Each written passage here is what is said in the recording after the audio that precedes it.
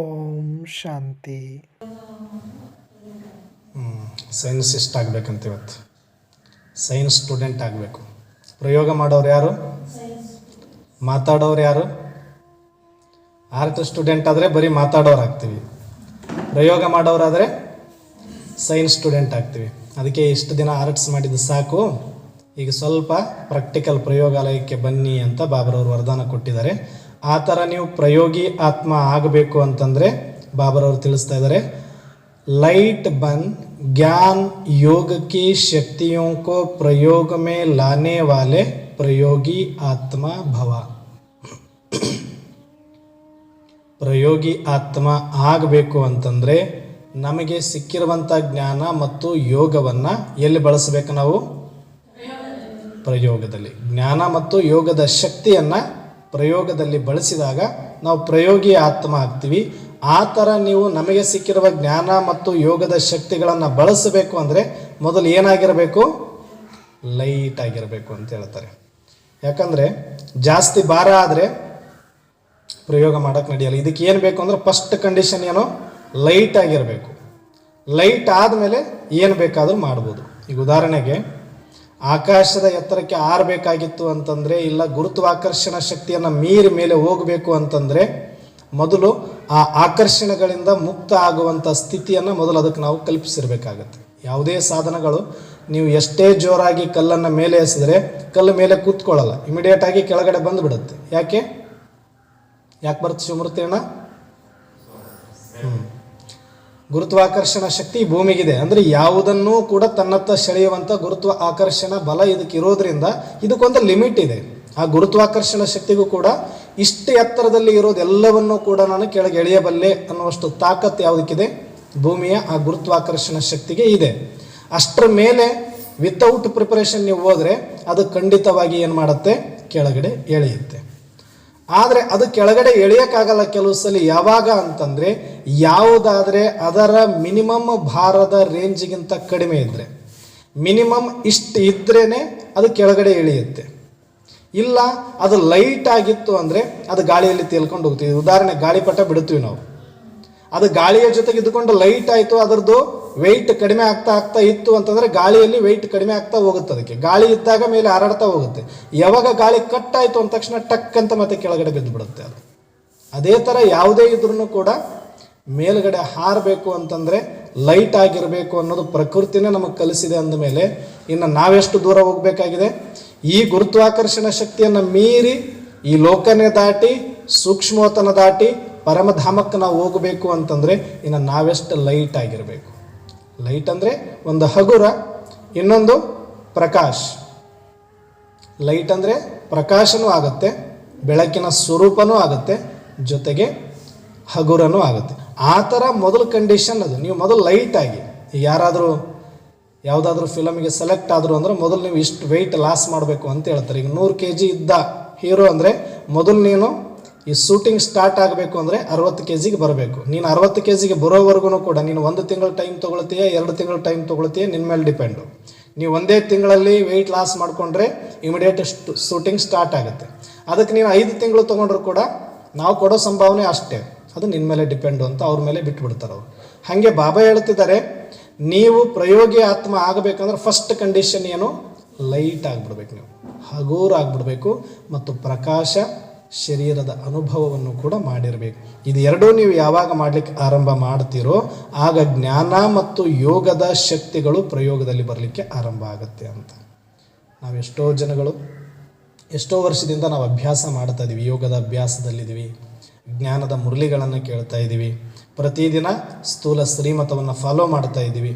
ಆದರೂ ಕೂಡ ನಮಗೆ ಯಾವುದೇ ರೀತಿಯ ಅನುಭವ ಆಗ್ತಾ ಇಲ್ಲ, ಅಥವಾ ನಾವು ಅಂದುಕೊಂಡಂಗೆ ಏನು ನಡೀತಾ ಇಲ್ಲ, ಅಥವಾ ನಾವು ಏನೆಲ್ಲ ಸಂಕಲ್ಪ ಮಾಡಿದರೂ ಕೂಡ ವ್ಯರ್ಥನೆ ಜಾಸ್ತಿ ಆಗುತ್ತೆ ಅನ್ನೋದಾದರೆ ಅಂದರೆ ನಮ್ಮದು ಇನ್ನೂ ಕೂಡ ಕೆಲಸಕ್ಕೆ ಬರ್ತಾ ಇಲ್ಲ. ಯಾವುದು ನಾವು ಕೇಳಿರುವಂಥ ಅಷ್ಟೋ ಜ್ಞಾನ ಮತ್ತು ಮಾಡಿರುವ ಯೋಗ ಅದು ಯಾವುದೂ ಇನ್ನೂ ನಮ್ಮ ಕೆಲಸಕ್ಕೆ ಬರ್ತಾ ಇಲ್ಲ ಅಂದರೆ ಅರ್ಥ ಏನೋ ಇನ್ನೂ ಸ್ವಲ್ಪ ಏನೋ ಕೊರತೆ ಇದೆ, ಅದಕ್ಕೆ ಬೇಕಾಗಂಗ ನಾವಿನ್ನೂ ತಯಾರಿ ಮಾಡಿಕೊಂಡಿಲ್ಲ ಅಂತ ಅರ್ಥ. ಈ ಕೆಲವು ಸಲ ಉಪಗ್ರಹಗಳನ್ನು ಉಡಾವಣೆ ಮಾಡಬೇಕು ಅಂತ ಸೈಂಟಿಸ್ಟ್ಗಳು ಏನು ಮಾಡ್ತಾರೆ, ತುಂಬ ವರ್ಷಗಳಿಂದ ಪ್ರಯತ್ನಪಟ್ಟು ಆವಿಷ್ಕಾರ ಮಾಡಿ ಒಂದು ದಿನ ಫಿಕ್ಸ್ ಮಾಡ್ತಾರೆ. ಫಿಕ್ಸ್ ಮಾಡಿ ಮೇಲೆ ಆರಬೇಕು ಅಂತ ಎಲ್ಲಗರನ್ನ ಇನಾಗ್ರೇಷನ್ಗೆ ಕರೆಸಿ ಒಂದು ಟೈಮ್ ಫಿಕ್ಸ್ ಮಾಡಿ ಆ ಟೈಮಿಗೆ ಸ್ಟಾರ್ಟ್ ಮಾಡಿದರು ಅಂತ ಇಟ್ಕೊಳ್ಳಿ. ಆ ಕ್ಷಣಕ್ಕೆ ಅದು ಮೇಲೆ ಆರ್ತು ಅದಕ್ಕೂ ಮರ್ಯಾದೆ, ನಮಗೂ ಮರ್ಯಾದೆ.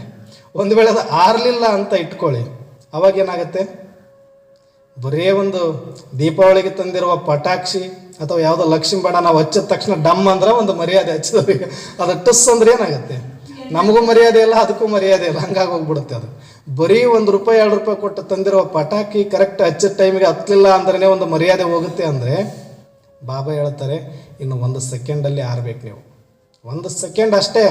ಯಾವಾಗ ನಾನು ಸ್ಮೃತಿ ಕೊಡ್ತೀನಿ ಹಂಗೆ ಟಕ್ ಅಂತ ಹೋಗಕ್ಕೆ ರೆಡಿ ಇರಬೇಕು. ಆಕಾಶ ಬಣ ಹಿಂಗಿರ್ತಾವೆ, ಮುಖ ಮೇಲ್ ಮಾಡ್ಕೊಂಡು ಇಟ್ಟಿರ್ತೀವಿ, ಹೋಗಿ ಹಿಂಗೆ ಅಗ್ನಿಸ್ಪರ್ಶ ಮಾಡಿದರೆ ಸಾಕು, ಬೆಂಕಿ ಹತ್ತಿದ್ರೆ ಮೇಲೆ ಹೋಗೋದದು. ಬರೀ ಪಟಾಕಿ ಅಷ್ಟೇ ಅಲ್ಲ, ಇವನ್ ಉಪಗ್ರಹಗಳು ಕೂಡ ಬೆಂಕಿ ಹಚ್ಚಿದ್ರೇ ಕೆಳಗೆ ಉರಿದ್ರೇ ಮೇಲೆ ಆರೋದದು. ಹಾಗೆ ಸ್ವಲ್ಪ ಈಗ ನಾವು ಕೂಡ ಉರಿಸ್ಕೋಬೇಕು. ಕೆಳಗಡೆ ಬೆಂಕಿ ಹಚ್ಕೊಂಡ್ರೆ ನಾವು ಓಡೋಕ್ಕಾಗೋದು. ಯಾವ ಬೆಂಕಿ ಹಚ್ಕೊಳ್ಬೇಕು ನಾವು? ಯೋಗಾಗ್ನಿಯ ಬೆಂಕಿ ಯಾರ ಕೆಳಗಡೆ ಚೆನ್ನಾಗಿ ಉರಿತಾ ಇರುತ್ತೋ, ಚೆನ್ನಾಗಿ ಕಾದಿದ್ರೆ ಮಾತ್ರ ಲೈಟ್ ಆಗ್ತೀವಿ. ಲೈಟ್ ಆದರೆ ಮಾತ್ರ ಬಾಬಾರವ್ರು ಯಾವಾಗ ನಮ್ಗೆ ಆರ್ಡರ್ ಮಾಡ್ತಾರೆ ಟಕ್ ಅಂತ ಮೇಲೆ 1 ಸೆಕೆಂಡಲ್ಲಿ ನಾವು ಆರೋಕ್ಕೆ ಸಾಧ್ಯ ಆಗುತ್ತೆ. ಅದಕ್ಕೆ ನಾವು ಯೋಗಾಗ್ನಿಯಲ್ಲಿ ಕೂತ್ಕೊಳ್ಳಿ, ಬಟ್ಟೆಯಲ್ಲಿ ಕೂತ್ಕೊಳ್ಳಿ. ಮೊನ್ನೆ ಅಕ್ಕವ್ರು ಕೇಳ್ತಿದ್ರು, ಯಾಕೆ ಕೂಡಬೇಕು ಬಟ್ಟೆ? ಕಾಯಬೇಕು, ಬೇಷಾಗದು. ಬೇಷಕ್ಕಾದ್ರೇ ಚಂದ ಆರಕ್ಕೆ ಬರ್ತೈತೆ ಮೇಲೆ. ಕಾಯಿಸ್ಕೊಂಡಿಲ್ಲ, ನಾವು ತಣ್ಣಗಿದ್ದೀವಿ ಅಂದರೆ ಭಾರ ಇರ್ತೀವಿ. ಅಂದರೆ ಯೋಗಾಗ್ನಿಯಲ್ಲಿ ಏನಾಗುತ್ತೆ, ನಮ್ಮ ಎಲ್ಲ ವಿಕಲ್ಪಗಳಾಗಿರ್ಬೋದು, ವ್ಯರ್ಥ ಆಗಿರ್ಬೋದು, ಭಯ ಆಗಿರ್ಬೋದು, ಚಿಂತೆ ಆಗಿರ್ಬೋದು, ಅದೆಲ್ಲವೂ ಕೂಡ ಏನಾಗುತ್ತೆ, ಕರಗಿ ಕರಗಿ ಕರಗಿ ಕರಗಿ ಕರಗಿ ಲೈಟ್ ಆಗಿಬಿಡ್ತೀವಿ. ಯೋಗ ಯಾರು ಜಾಸ್ತಿ ಮಾಡ್ತಾ ಮಾಡ್ತಾ ಮಾಡ್ತಾ ಮಾಡ್ತಾ ಹೋಗ್ತಾರೋ ಅವರಷ್ಟು ಲೈಟ್ ಲೈಟ್ ಲೈಟ್ ಆಗ್ತಾ ಹೋಗ್ತಾರೆ. ಲೈಟ್ ಆದಷ್ಟು ಅವರಲ್ಲಿ ಆತ್ಮದ ಸತ್ಯ ಗುಣಗಳು ಕಾಣಿಸ್ಲಿಕ್ಕೆ ಸ್ಟಾರ್ಟ್ ಆಗುತ್ತೆ. ಶಾಂತಿ ಕಾಣಿಸುತ್ತೆ, ಸುಖ ಕಾಣಿಸುತ್ತೆ, ಪ್ರೇಮ ಕಾಣಿಸುತ್ತೆ, ಆನಂದ ಕಾಣಿಸುತ್ತೆ. ಆ ಒಂದು ಲೈಟ್ ಸ್ವರೂಪದ ಹೊಳಪು ಕಾಣಿಸ್ಲಿಕ್ಕೆ ಸ್ಟಾರ್ಟ್ ಆಗುತ್ತೆ. ಮೊದಲು ಸ್ಥೂಲವಾಗಿ ಕಾಣಿಸುತ್ತೆ, ಆಮೇಲೆ ಸೂಕ್ಷ್ಮವಾಗಿ ಕಾಣಿಸುತ್ತೆ, ಆಮೇಲೆ ಅವರಿಗೆ ಸಂಕಲ್ಪ ಸಿದ್ಧಿನೂ ಕೂಡ ಪ್ರಾಪ್ತಿಯಾಗುತ್ತೆ. ಅದಕ್ಕೆ ಈಗ ನಾವು ಕೂಡ ಏನಾಗಬೇಕು, ಲೈಟ್ ಆದರೆ ನಾವು ಕೂಡ ಕೇಳಿರುವ ಜ್ಞಾನ ಮತ್ತು ಯೋಗದ ಶಕ್ತಿಯನ್ನು ಪ್ರಯೋಗದಲ್ಲಿ ತರಲಿಕ್ಕೆ ಸಾಧ್ಯ ಆಗುತ್ತೆ. ಹಾಗಿದ್ಮೇಲೆ ಜ್ಞಾನದಿಂದ ಏನು ನಮಗೆ ಉಪಯೋಗ ಆಗುತ್ತೆ, ಯೋಗದಿಂದ ಏನು ನಮಗೆ ಉಪಯೋಗ ಆಗುತ್ತೆ? ಜ್ಞಾನದಿಂದ ಏನು ಉಪಯೋಗ ಇದೆ ಮಂಜಕ್ಕ?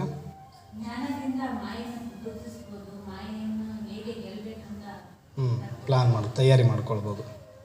ರತ್ನಕ್ಕ, ಜ್ಞಾನ ಕೇಳೋದ್ರಿಂದ ಏನು ಲಾಭ ಆಗಿದೆ? ಏನು ಲಾಭ ಆಗಿಲ್ಲ ನೋಡ್ರೆ, ನನಗಂತೂ ಗೊತ್ತಿಲ್ಲ. ಹಾಂ, ಜ್ಞಾನದಿಂದ ಪದವಿ ಸಿಗುತ್ತೆ ಎಲ್ಲಿ ಹೇಳಿದ್ದಾರೆ ಬಾಬಾ? ಹ್ಞೂ ಹ್ಞೂ ಬರೀ ನೋಟಿದ್ರೆ ಹೊಟ್ಟೆ ತುಂಬತ್ತಾ? ಜೀರ್ಣಿಸ್ಕೋಬೇಕಲ್ವಾ? ಕರೆಕ್ಟ್ ದಾರಿಗೆ ಬಂದ್ರು ನೋಡಿ ಮಂಜಕ್ಕ. ಕರೆಕ್ಟ್. ಸಿಮೂರ್ತಿಯನ್ನ ನಾಲೆಡ್ಜ್ ಡೈರೆಕ್ಷನ್ ಸಿಗುತ್ತೆ. ಓಕೆ. ಯೋಗದಿಂದ ವಿಕರ್ಮ ವಿನಾಶ ಆಗುತ್ತೆ.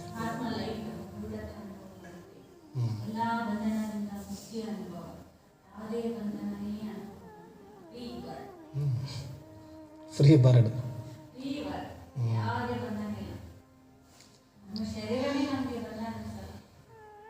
ಜ್ಞಾನ ಮತ್ತು ಯೋಗ ಅಂತಂದರೆ, ಜ್ಞಾನ ಅಂದರೆ ಅಣ್ಣವ್ರು ಹೇಳ್ದಂಗೆ ಅದು ಒಂದು ತಿಳುವಳಿಕೆ ಅಷ್ಟೆ, ಮತ್ತು ಮಂಜಕ್ಕ ಹೇಳ್ದಂಗೆ ಅದು ಒಂದು ಊಟ ಅಷ್ಟೆ.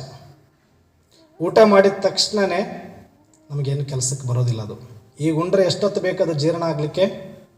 ಮಿನಿಮಮ್ 4 ಗಂಟೆ ಚೆನ್ನಾಗಿ ಡೈಜೆಸ್ಟ್ ಆದರೆ ಮತ್ತೆ ಅದು ಬ್ಲಡ್ ಆಗೋದಕ್ಕೆ ಎಷ್ಟೊತ್ತು ಬೇಕು? ಸುಮಾರು ಟೈಮ್ ತೊಗೊಳುತ್ತೆ. ಅದರ ಪ್ರೋಸೆಸ್ ಎಲ್ಲ ಕಂಪ್ಲೀಟ್ ಆಗಬೇಕು. ಬರೀ ರಾ ಫುಡ್ ಮಾತ್ರ ನಾವು ತೊಗೊಳ್ತೀವಿ ಅಷ್ಟೇ, ಬಾಯಿಂದ ಕೊಡೋದೇನು ರಾ ಫುಡ್ ಅದು ಮತ್ತೆ ಸೂಕ್ಷ್ಮ ಆಗಬೇಕು. ಒಳಗಡೆ ಹೋಗಿ ಸ್ಥೂಲ ಆಗಿರೋದು ಸೂಕ್ಷ್ಮ ಆಗುತ್ತೆ. ಅಂದರೆ ಅದನ್ನು ಕರಗಿಸಿ ಕರಗಿಸಿ ಕರಗಿಸಿ ಕರಗಿಸಿ ಮೊದಲು ನಾವು ಸ್ವಲ್ಪ ಬೇಯಿಸಿರ್ತೀವಿ ಇಲ್ಲಿ, ಆಮೇಲೆ ಅದನ್ನು ಸಣ್ಣ ಮಾಡಿರ್ತೀವಿ, ಅಗದಿರ್ತೀವಿ. ಒಳಗೋದ್ಮೇಲೆ ನೀನು ಅಗದಿರೋದು ನೀನು ಬೇಯಿಸಿರೋದು ನನಗೆ ಕೆಲಸಕ್ಕೆ ಬರೋದಿಲ್ಲ, ಮತ್ತು ನಾನು ಸ್ವಲ್ಪ ಒಲೆ ಉಡ್ಬೇಕಿಲ್ಲಿ ಅಂತ ಒಳಗಡೆ ಆಲ್ರೆಡಿ ಸ್ಟವ್ ಹಚ್ಕೊಂಡು ಕಾಯ್ತಾ ಇರ್ತೈತೆ. ಯಾವುದು? ಜಠರಾಗ್ನಿ. ಒಳಗಡೆ ಒಂದು ಬೆಂಕಿ ಇದೆ. ನೀನು ಹೆಂಗೆ ಅರ್ಧಂಬರ್ಧ ಕಳಿಸಿದ್ರು ಕೂಡ ನಾನು ಇಲ್ಲಿ ಪೂರ್ತಿ ಕಾಯಿಸ್ಕೊಳ್ಬೇಕಪ್ಪ, ನಿನಗೆ ಅರ್ಜೆಂಟ್ ಇದೆ ಅಂತ ನಾನೀಗ ಅರ್ಜೆಂಟಾಗಿ ತೊಗೊಳಕ್ಕಾಗಲ್ಲ ಅಂತ. ಅಲ್ಲಿ ಯಾವುದೂ ಗ್ಯಾಸ್ ಪ್ರಾಬ್ಲಮ್ ಇಲ್ಲ, ಅಲ್ಲಿನೂ ಗ್ಯಾಸ್ ಪ್ರಾಬ್ಲಮ್ ಆಗುತ್ತೆ ಅವಾಗವಾಗ. ಸಿಲಿಂಡರ್ ಕೊಡಬೇಕು ಅವಾಗ ನಾವು. ಅದಕ್ಕೆ ಇಲ್ಲಿ ಹೊರಗಡೆ ಅಂತೂ ಸಿಲಿಂಡರ್ ಕಾಸ್ಟ್ಲಿ ಆಗಿದೆ, ಅದ್ರ ಒಳಗಡೆ ಏನು ಮಾಡುತ್ತೆ ಅದು, ನೀನಂತೂ ಟೈಮ್ ಇಲ್ಲ ಅಂತ ಅರ್ಧಂಬರ್ಧ ಹಸಿ ಬಿಸಿ ಬಸ್ಸಲ್ಲೋ ಇನ್ನಲ್ಲೋ ತಿಂದ್ಕೊಂಡು ಹೋಗ್ತೀಯಾ, ಮತ್ತೆ ಮಾತಾಡಬೇಕಾದ್ರೆ ಊಟ ಮಾಡಬೇಕಾದ್ರೆ ಅದು ನೋಡ್ಕೊಂಡು ಇದು ನೋಡ್ಕೊಂಡು ಅಲ್ಲಿ ಮಾತಾಡ್ಕೊಂಡು 32 ಅಲ್ಲೂ ಕೊಟ್ಟರು ಕೂಡ 32 ಸಾರಿನೂ ನಿನಗೆ ಜಿಗಿಯಷ್ಟು ಟೈಮ್ ಇಲ್ಲ. ನಿನ್ನ ದೌರ್ಭಾಗ್ಯ ಹೆಂಗಿದೆ ಅಂತಂದರೆ 3 ಹೊತ್ತು ಊಟಕ್ಕೋಸ್ಕರನೇ ಇಷ್ಟೆಲ್ಲ ದುಡಿತಾ ಇದೆಯಾ, ಆದರೆ ಊಟ ತಟ್ಟೆಯಲ್ಲಿ ಬಂದಾಗ ಅದನ್ನು ಮನಸಾರೆ ತೃಪ್ತಿಯಿಂದ ಊಟ ಮಾಡುವಷ್ಟು ಟೈಮೇ ನಿನ್ನ ಹತ್ರ ಇಲ್ಲ ಅಂದರೆ ಎಷ್ಟು ದುಡ್ಡು ಕಟ್ಕೊಂಡು ಏನು ಮಾಡ್ತೀಯಾ ಅಂತ ನಗ್ತಾ ಇರುತ್ತೆ. ಅದು ಯಾವುದು, ತಟ್ಟೆ ಮತ್ತು ಊಟ.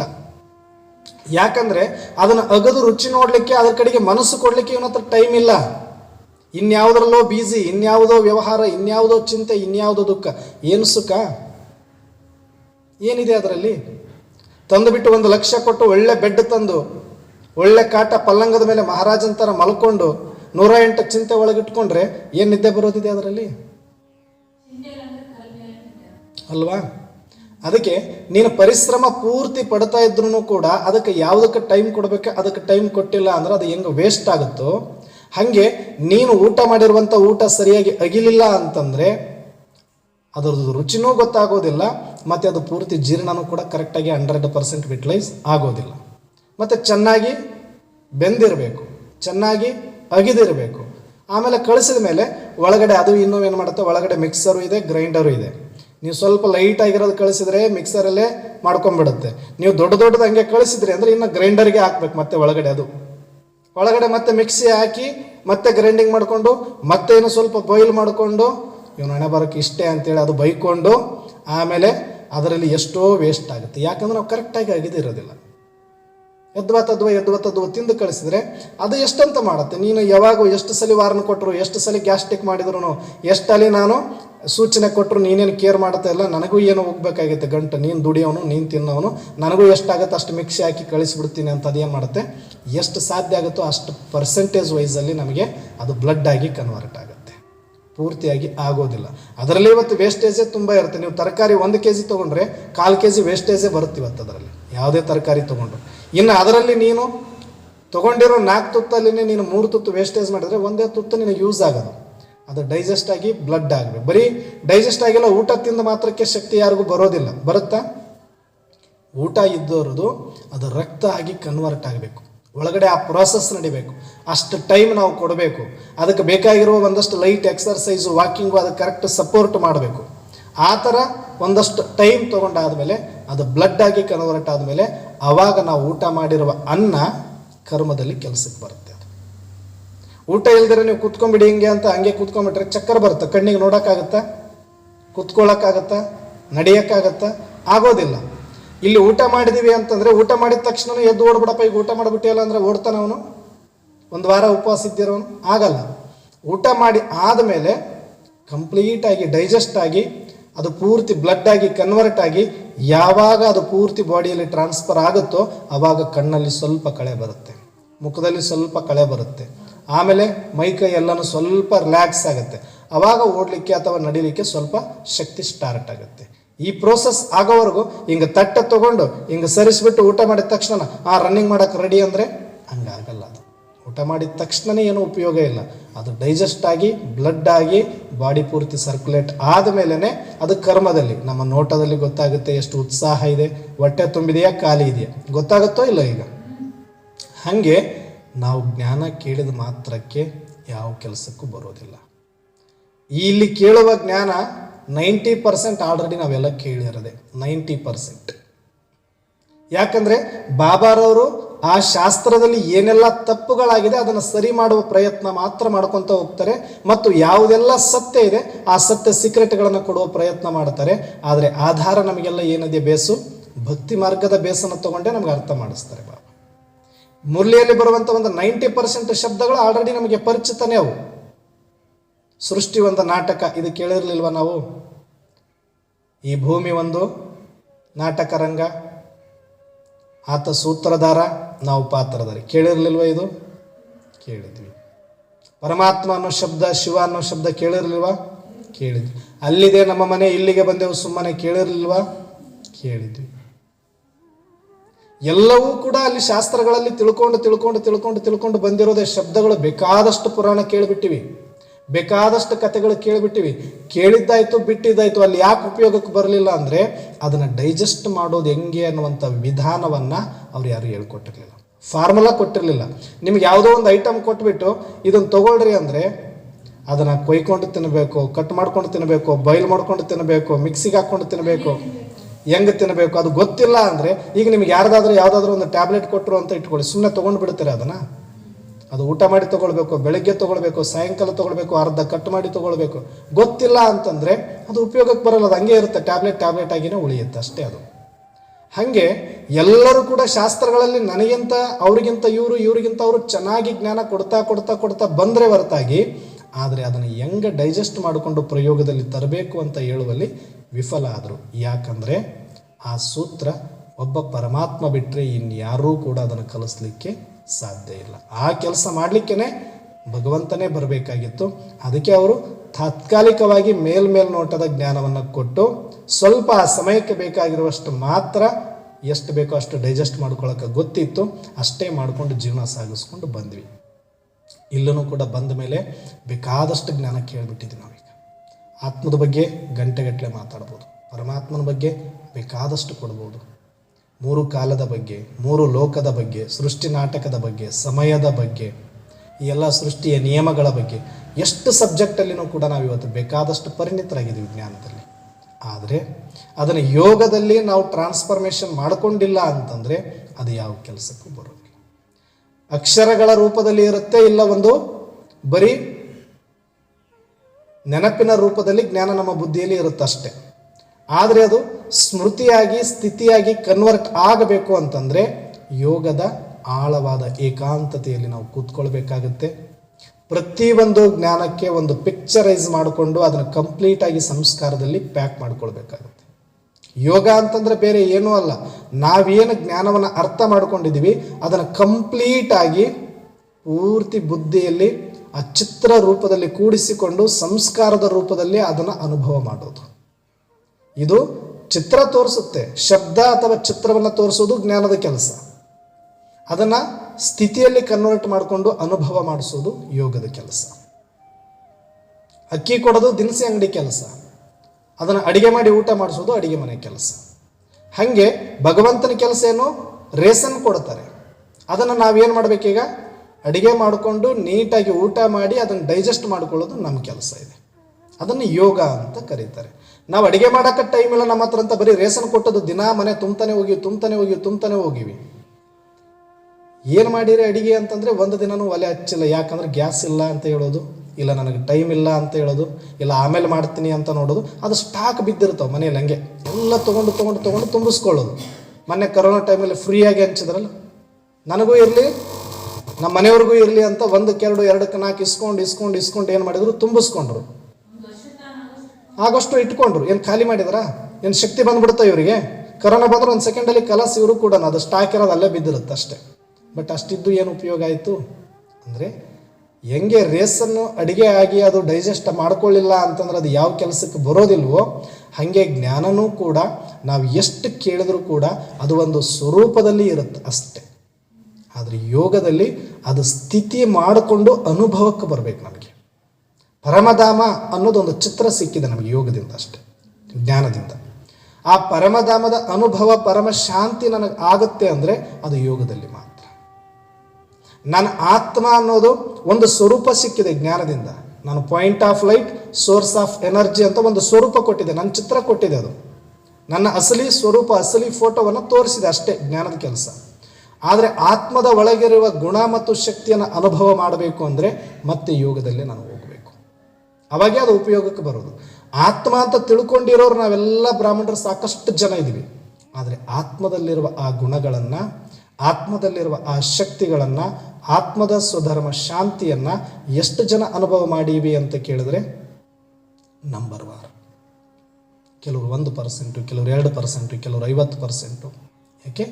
ಯಾವುದು ಕರೆಕ್ಟಾಗಿ ವಿಧಿ ಇಲ್ವೋ ಅಲ್ಲಿ ಸಿದ್ಧಿ ಇರಲ್ಲ. ಅದಕ್ಕೆ ಕಾಯ್ದೆಸೆ ಫಾಯ್ದೆ ಅಂತ ಹೇಳ್ತಾರೆ ಬಾಬಾ. ನೀವೆಷ್ಟು ನಿಯಮವನ್ನು ಅಪ್ಲೈ ಮಾಡ್ಕೊಳ್ತೀರಿ ಯೋಗದಲ್ಲಿ ಅಷ್ಟು ನಿಮಗೆ ಫಾಯ್ದಾ ಆಗುತ್ತೆ. ಇಲ್ಲ ನಾವು ಬರೀ ಜ್ಞಾನ ಮಾತ್ರ ಚೆನ್ನಾಗಿ ಕೇಳ್ತೀವಿ, ಜ್ಞಾನದಲ್ಲಿ ನಮಗೆ ತುಂಬ ಆಸಕ್ತಿ ಇದೆ ಅಂತ 24 ಗಂಟೆ ಬರೀ ಹೇಳೋದು ಕೇಳೋದೇ ಮಾಡ್ತಾ ಇದ್ರಿ, ಯೋಗಕ್ಕೆ ಟೈಮೇ ಕೊಡಲಿಲ್ಲ ಅಂತಂದ್ರೂ ಯಾವ ಕೆಲಸಕ್ಕೂ ಬರೋದಿಲ್ಲ.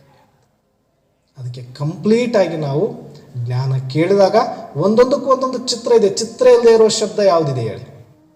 ಯಾಕಂದರೆ ಯಾವುದಾದ್ರೂ ಇದ್ದರೆ ಮಾತ್ರ ಅದು ಶಬ್ದ ಆಗಿರುತ್ತೆ. ಆ ಶಬ್ದ ಇದ್ಮೇಲೆ ಅದಕ್ಕೊಂದು ಸ್ವರೂಪ ಇದ್ದೇ ಇರುತ್ತೆ. ಆತ್ಮ ಒಂದು ಸ್ವರೂಪ ಇದೆ, ಪರಮಾತ್ಮ ಒಂದು ಚಿತ್ರ ಇದೆ, ಪರಮಧಾಮ ಒಂದು ಚಿತ್ರ ಇದೆ. ಕಂಪ್ಲೀಟ್ ಚಿತ್ರದ ರೂಪದಲ್ಲಿ ಏನೆಲ್ಲ ಕಾಣಿಸಬಹುದು, ಏನೆಲ್ಲ ಬರೀಬಹುದು, ಅದೆಲ್ಲವೂ ಕೂಡ ಜ್ಞಾನ. ಆದರೆ ಯಾವುದು ಚಿತ್ರದ ರೂಪದಲ್ಲಿ ಬರೀಲಿಕ್ಕೆ ಆಗಲ್ವೋ, ಆದರೂ ಇದೆಯೋ ಸೂಕ್ಷ್ಮವಾಗಿ, ಅದನ್ನು ಅನುಭವ ಮಾಡಿಸ್ಲಿಕ್ಕೆ ಯೋಗ ಬೇಕಾಗುತ್ತೆ. ಆತ್ಮದ ಸ್ವರೂಪ ಚಿತ್ರ ಬರೀರಿ ಅಂದ್ರೆ ಬರೀಬಹುದು. ಆದರೆ ಆತ್ಮದೊಳಗಿರುವ ಗುಣದ ಚಿತ್ರ ಬರೀರಿ ಅಂದ್ರೆ ಏನು ಬರೀತೀರಿ? ಸುಖದ ಚಿತ್ರ ಬರೀರಿ, ಶಾಂತಿಯ ಚಿತ್ರ ಬರೀರಿ, ಆಗತ್ತ ಬರೀಲಿಕ್ಕೆ? ಆಗಲ್ಲ. ಆದರೆ ಇಲ್ವಾ? ಇದೇ ತಾನೇ ಆತ್ಮದೊಳಗಡೆ 7 ಗುಣಗಳಿದೆ ಅಂತ ನಾವು ವರ್ಣನೆ ಮಾಡ್ತೀವಿ. ಸುಖ, ಶಾಂತಿ, ಪ್ರೇಮ, ಶಕ್ತಿ, ಆನಂದ, ಜ್ಞಾನ, ಪವಿತ್ರತೆ, ಇವೆಲ್ಲವೂ ಇದೆ ಅಂತ ನಾವು ಹೇಳ್ತೀವಿ. ಎಲ್ಲಿದೆ ಅಂತ ಕೇಳಿದ್ರೆ ಆತ್ಮದೊಳಗಡೆ ಅಂತಲೂ ಹೇಳ್ತೀವಿ. ಹೇಗಿದೆ? ಸ್ಟಾಪ್ ಅಲ್ಲಿಗೆ. ಹೇಗಿದೆ ಅಂದ್ರೆ ಮುಗೀತು, ನಮ್ದು ಆಟ ಅಲ್ಲಿಗೆ ಬಂದ್ ಅನ್ಬೇಕು. ಪರಮಾತ್ಮನ ಬೇಕಾದ್ರೆ ಸ್ವರೂಪ ತೋರಿಸ್ಬಿಡ್ಬೋದು, ಫೋಟೋ ತೋರಿಸ್ಬೋದು ನೀವು. ಆದರೆ ಗುಣಗಳ ಫೋಟೋ ತೋರಿಸಿ ಅಂದರೆ ತೋರಿಸೋಕ್ಕಾಗಲ್ಲ. ಅದು ಅನುಭವದಿಂದ ಮಾತ್ರ ನಾವು ಬೇರೆಯವರಿಗೆ ಆ ಅನುಭವದಿಂದ ಹಂಚಿಕೊಳ್ಳಿಕ್ಕೆ ಸಾಧ್ಯ ಹೊರತಾಗಿ, ಅನುಭವವನ್ನು ನಾವು ಮಾಡಲಿಕ್ಕೆ ಮತ್ತು ಬೇರೆಯವರಿಗೆ ಮಾಡಿಸಬಹುದೇ ಹೊರತಾಗಿ ಅದನ್ನು ಶಬ್ದಗಳಿಂದ ಹೇಳಲಿಕ್ಕೆ ಸಾಧ್ಯ ಇಲ್ಲ. ಅದಕ್ಕೆ ಯೋಗ ಯಾಕೆ ಜಾಸ್ತಿ ಮಾಡ್ರಿ ಅಂತ ಬಾಬಾ ಹೇಳ್ತಾರೆ ಅಂತಂದರೆ, ಬರೀ ಇದು ಚಿತ್ರದ ರೂಪದಲ್ಲಿ ಇಟ್ಕೊಂಡು ಕೂತ್ಕೊಂಡ್ರೆ ಕಂಪ್ಯೂಟ್ರು ಗೂಗಲಲ್ಲಿ ಬೇಕಾದಷ್ಟು ಚಿತ್ರ ಇದೆ, ಆದರೆ ಅನುಭವ ಇಲ್ಲ. ಅದಕ್ಕೆ ಒಂದು ವೇಳೆ ಫಸ್ಟ್ ಪ್ರೈಸ್ ಜ್ಞಾನದಿಂದ ಸಿಗಬೇಕು ಅಂದಿದ್ರೆ ಆ ಗೂಗಲ್ದವನಿಗೆ ಸಿಕ್ಬಿಡ್ಬೇಕಾಗಿತ್ತು, ಕಂಪ್ಯೂಟ್ರಿಗೆ ಸಿಗಬೇಕಾಗಿತ್ತು ನಾರಾಯಣ ಪೋಸ್ಟು. ಯಾಕಂದ್ರೆ ನಮ್ಮೆಲ್ಲರ ತಲೆಯೊಳಗಿರೋದಕ್ಕಿಂತ ಹೆಚ್ಚಿನ ಜ್ಞಾನ ಯಾರ ಹತ್ರ ಇದೆ? ಬ್ರಹ್ಮಕುಮಾರಿಸ್ ಹತ್ರ ಇವತ್ತಿಲ್ಲ, ಯೂಟ್ಯೂಬಲ್ಲಿ ಜಾಸ್ತಿ ಇದೆ, ಕಂಪ್ಯೂಟ್ರಲ್ಲಿ ಇದೆ. ಹಂಗಂತೇಳಿ ಅದಕ್ಕೆ ನಾರಾಯಣ ಪೋಸ್ಟ್ ಕೊಡೋಕ್ಕಾಗತ್ತಾ ಅಂಜಕ್ಕ? ಅದಕ್ಕೆ ನಮ್ಮ ಹತ್ರ ಎಷ್ಟು ಜ್ಞಾನ ಇದೆ ಅದು ಲೆಕ್ಕ ಇಲ್ಲ. ಇವ್ರ ಹತ್ರ 10 kg ರೇಷನ್ ಇದೆ, ಅಕ್ಕಿ, ಬೇಳೆ, ಬೆಲ್ಲ, ಒಂದು 10 kg ಎಲ್ಲ ಸ್ಟಾಕ್ ಇದೆ. ಇವ್ರ ಹತ್ರ ಇಷ್ಟು ದೊಡ್ಡ ಬ್ಯಾಗ್ ಇದೆ. ರತ್ನಕ್ಕನ ಹತ್ರ ಸುಮ್ಮನೆ ನಮ್ಮ ಕಡೆ ಒಂದು ಪೌಡದಲ್ಲಿ ಒಂದು 3 ರೊಟ್ಟಿ ಕಟ್ಕೊಂಡ್ಬಿಟ್ಟಿರ್ತಾರೆ, 3 ರೊಟ್ಟಿ ಒಂದಿಷ್ಟು ಪಲ್ಯ ಇದೆ. ಇವ್ರ ಹತ್ರ ಒಂದು 10 kg ರೇಷನ್ ತುಂಬಿಕೊಂಡಿದ್ದಾರೆ. ಈಗ ಹಸಿವಾಗಿದೆ, ಯಾರ್ದು ಕೆಲಸಕ್ಕೆ ಬರುತ್ತೆ? ಯಾರ್ದು? ಅವ್ರದಂದ್ರೆ ಅಲ್ವಾ? ಅಡಿಗೆ ಮಾಡ್ಕೊಂಡು ರೆಡಿ ಇಟ್ಕೊಂಡು ಇಷ್ಟು ಸಾರದಲ್ಲಿ ತಂದ್ಕೊಂಡ್ಬಿಟ್ರೆ 10 kg ರೇಷನ್ ಅದೆಲ್ಲ ವೇಸ್ಟ್ ತೆಗೆದು ಅಡಿಗೆ ಮಾಡಿದ್ರೆ ಒಂದು ಬಾಟ್ಲಲ್ಲಿ ಹಾಕ್ಬೋದು, ಒಂದು ಬೌಲಲ್ಲಿ ಹಾಕ್ಬೋದು ಅಷ್ಟೇ. ಇವ್ರು ಸುಮ್ಮನೆ ಇಷ್ಟೆಲ್ಲ ತುಂಬ್ಕೊಂಡಿದ್ದಾರೆ, ಇವ್ರ ಹತ್ರ ಜಾಸ್ತಿ ಇದೆಯಪ್ಪ ಅನ್ಬೋದು. ಆದ್ರೆ ಕೆಲಸಕ್ಕೆ ಬರೋದು ಯಾರ್ದು? ಅರ್ಜೆಂಟಿಗೆ ರೆಡಿ ಇರೋದು. ಅದು ಸಾರ ಆಗ್ಬಿಟ್ಟಿರ್ತೈತಿ. ಅದು ಸುಮ್ಮನೆ ಆಗಿರಲ್ಲ. 3 ರೊಟ್ಟಿಯಾಗಿ ಬಂದು ಕೂತ್ಕೊಳ್ಬೇಕು ಅಂದರೆ ಅದು ಒಂದಷ್ಟು ಜೋಳವನ್ನು ಬೀಸಿ ಅಥವಾ ಸಜ್ಜಿಯನ್ನು ಪೌಡ್ರ್ ಮಾಡಿ ನೀರಲ್ಲಿ ಹಾಕಿ ಮತ್ತೆ ಅದನ್ನು ಬೇಯಿಸಿ ಆಮೇಲೆ ರೆಡಿಯಾಗಿರೋದಲ್ಲ, ತಟ್ಟಿ ಎಲ್ಲ ಆದಮೇಲೆ ಆಕಾರ ಪಡ್ಕೊಂಡಿರುತ್ತೆ, ಅದು ರುಚಿ ಪಡ್ಕೊಂಡಿರುತ್ತೆ ಅದು. ಹಾಗಾಗಿ ನಾವು ಕೂಡ ಎಷ್ಟು ಜ್ಞಾನದ ತಿಳುವಳಿಕೆ ಬಂದಿದೆ ಅನ್ನೋದು ಮುಖ್ಯ ಅಲ್ಲ, ಅದರ ಸ್ವಲ್ಪ ತಿಳ್ಕೊಂಡಿದ್ರು ಕೂಡ ಎಷ್ಟು ಅನುಭವ ಮಾಡ್ತೀವಿ ಅನ್ನೋದೇ ನಿಜವಾದ ಯೋಗಿಗಳ ಲಕ್ಷಣ ಆಗಿರುತ್ತೆ. ಮಾತಾಡೋರು ಬೇಕಾದಷ್ಟು ಜನ ಸಿಗ್ಬೋದು, ಜ್ಞಾನ ಹೇಳೋರು ಸಾವಿರಾರು ಜನ ಇದ್ದಾರೆ. ನಮಗಿಂತ ಚೆನ್ನಾಗಿ ಸತ್ಯದ ತಲೆ ಮೇಲೆ ಒಡೆದಂಗೆ ಹೊರಗಡೆ ಬೇಕಾದಷ್ಟು ಹಿಡಿದುಕೊಂಡು ಮಾತಾಡೋರು ಇದ್ದಾರೆ. ಒಳ್ಳೆ ಒಳ್ಳೆ ಪಂಡಿತರುಗಳಿದ್ದಾರೆ ಹೊರಗಡೆ, ಶಾಸ್ತ್ರಗಳನ್ನು ಅರೆದು ಕುಡಿದು ಬಿಟ್ಟಿನಿ ಅನ್ನೋರು ಇದ್ದಾರೆ. ಆದರೆ ಅದು ಬರೀ ಜ್ಞಾನ ಮಾತ್ರ, ಅದು ಸತ್ಯ ಜ್ಞಾನನೂ ಅಲ್ಲ ಅವ್ರದ್ದು. ಅರ್ಧಂಬರ್ಧ ಉಪ್ಪಲ್ಲಿ ಹಿಟ್ಟಲ್ಲಿ ಉಪ್ಪಿರುವಷ್ಟು ಮಾತ್ರ ಸತ್ಯ ಇರುವಂಥ ಜ್ಞಾನ ತಿಳ್ಕೊಂಡೆ ಅಷ್ಟೊಂದು ಜಿಗದಾಡ್ತಾರೆ ಅವರು ಹೊರಗಡೆ. ಆದರೆ ನಾವು ಇಡೀ ಬ್ರಹ್ಮಜ್ಞಾನ ಗೊತ್ತಿದ್ರು ಶಾಂತವಾಗಿ ಏನೂ ಗೊತ್ತೇ ಇಲ್ಲ ಅನ್ನೋ ಥರದಲ್ಲಿ ಇರ್ತೀವಿ ನಾವು. ಯಾಕಂದರೆ ಸತ್ಯ ಯಾವತ್ತೂ ಕೂಡ ಶಾಂತವಾಗಿರುತ್ತೆ, ಆದಷ್ಟು ಮೌನವಾಗಿರುತ್ತೆ. ಅದು ತುಂಬಿದ ಕೂಡ ತುಳುಕಲ್ಲ ಅಂತ ಹೇಳ್ತಾರೆ. ಹಾಗೆ ನಾವು ಇಡೀ ತ್ರಿಕಾಲ ಜ್ಞಾನ, 3 ಲೋಕದ ಜ್ಞಾನ, ಪರಮಾತ್ಮನ ಜ್ಞಾನ, ಆತ್ಮಜ್ಞಾನ, ಇಡೀ ಸೃಷ್ಟಿಯ ನಾಟಕದ ರಹಸ್ಯ ತಿಳ್ಕೊಂಡಿದ್ರು ನಾವಿನ್ನೂ ತನಕ ತುಟಿಗೆ ಪಿಟ್ಟಕ್ಕಂದಿಲ್ಲ ಎಲ್ಲೂ ಕೂಡ. ಆದರೆ ಅವ್ರಿಗೆ ಏನೂ ಗೊತ್ತಿಲ್ಲ. ನಾಳೆ ಅನೌನ್ಸ್ ಆಗ್ಬಿಡುತ್ತೆ, ವಿನಾಶ ಆಗ್ಬಿಡುತ್ತಂತೆ. ಈ ಸ್ವಾಮಿ ಹೇಳ್ತಾರೆ 2022 ಹಿಂಗಾಗ್ಬಿಡುತ್ತಂತೆ, ಇವ್ರ ಭವಿಷ್ಯ ನುಡಿತಾರೆ. ಇಲ್ಲಿ ಭವಿಷ್ಯ ಬರೆಯುವ ಬ್ರಾಹ್ಮಣರೇ ನಾವು ಇಲ್ಲಿ ಕೂತಿದ್ದೀವಿ ಇಡೀ ಜಗತ್ತಿಂದು. ಆದರೆ ಯಾರೋ ಒಬ್ಬರು ಭವಿಷ್ಯ ಹೇಳ್ತಾರೆ ಅಲ್ಲಿ ಕೂತ್ಕೊಂಡು. ಅಂದರೆ ಅರ್ಧಮರ್ಧ ತಿಳ್ಕೊಂಡಿರೋ ಪಂಡಿತರಿಗೂ ಸತ್ಯ ತಿಳಿದಿರುವಂಥ ಯೋಗಿಗಳಿಗೂ ಇದೇ ವ್ಯತ್ಯಾಸ. ಅದಕ್ಕೆ ನಾವೇನು ಮಾಡಬೇಕೀಗ? ಕಂಪ್ಲೀಟಾಗಿ ಜ್ಞಾನ ಏನೆಲ್ಲ ತಿಳ್ಕೊಂಡಿದ್ದೀವೋ ಸಾಕು, ಬೇಕಾದಷ್ಟಾಗಿದೆ ಜ್ಞಾನ. ಆದರೆ ಇನ್ನು ಮುಂದೆ ಏನು ಮಾಡಬೇಕು, ಆ ತಿಳ್ಕೊಂಡಿರುವ ಒಂದೊಂದು ಜ್ಞಾನವನ್ನು ಎಷ್ಟು ಅನುಭವ ಮಾಡಿವೆ ಅಂತ ಚೆಕ್ ಮಾಡ್ಕೊಳ್ಳೋದು ನಮ್ಮ ಕೆಲಸ ಆಗಬೇಕು. ಈಗ ಆತ್ಮದ ಬಗ್ಗೆ ಇಲ್ಲಿ ತನಕ ತಿಳ್ಕೊಂಡಿರೋದು ಬೇಕಾದಷ್ಟು ಆಗೋಯ್ತು, ಆದರೆ ಅದರಲ್ಲಿ ಕ್ಲಾರಿಟಿ ಇಲ್ಲ ಅಂದ್ರೂ ಕೂಡ ಮತ್ತೆ ಯೋಗದಲ್ಲಿ ನಾವು ಅದನ್ನು ಬಳಸಲಿಕ್ಕೆ ಬರೋದು. ಈಗ ಯಾವುದ್ಯಾವುದೋ ಪ್ರಯೋಗಾಲಯದೊಳಗಡೆ ಹೋಗ್ಬಿಡ್ತೀವಿ, ಹೋಗ್ಬಿಟ್ಟು ಅದರೊಳಗಡೆ ನಾಲೆಜ್ ಇರದೇ ಇರೋರನ್ನ ಯಾರಿಗೂ ಕೂಡ ನೋ ಎಂಟ್ರಿ ಒಳಗಡೆ. ಯಾಕೆ? ನೋಡಲಿಕ್ಕೆ ಸುಮ್ಮನೆ ಬಾಟ್ಲಲ್ಲಿ ಇಷ್ಟಿಷ್ಟು ಇಟ್ಟಿರ್ತಾರೆ, ಅದು ಬ್ಯಾರಲ್ ಗಟ್ಲೆ ಅಂತ ತುಂಬಿರಲ್ಲ. ಅವರು ಎಷ್ಟು ಇಟ್ಟಿರ್ತಾರೆ, ಸುಮ್ಮನೆ ಸಣ್ಣ ಸಣ್ಣ ಸಣ್ಣ ಸಣ್ಣ ನಳಿಕೆಗಳಲ್ಲಿ ಇಟ್ಬಿಟ್ಟಿರ್ತಾರೆ ಅಷ್ಟೇ. ಏನು ನೋಡೋಕೆ ಇಷ್ಟಿದೆ ಅಂತ ಸುಮ್ಮನೆ ತೊಗೊಂಡೋಗಿ ಹಿಂಗೆ ನೋಡೋಣ ಅಂತ ಟೇಸ್ಟ್ ನೋಡೋಕ್ಕಾಗತ್ತೆ? ಅದನ್ನು ಆ್ಯಸಿಡ್ಗಳು ಇರ್ತವೆ, ಸ್ವಲ್ಪ ಕೆಳಗಿರೋದು ದಗ್ಗಂತ ಬೆಂಕಿ ಹತ್ಕೊಳ್ಳುವಂಥವು ಇರ್ತವೆ, ಸ್ವಲ್ಪ ಎರಡು ಮಿಕ್ಸ್ ಆದರೆ ಬ್ಲಾಸ್ಟ್ ಆಗುವಂಥದ್ದು ಇರ್ತವೆ. ಅಷ್ಟು ಕೆಮಿಕಲ್ಸು, ಅಷ್ಟು ಸಾರ ಎಸನ್ಸನ್ನು ತಂದಿಟ್ಟಿರ್ತಾರಲ್ಲಿ.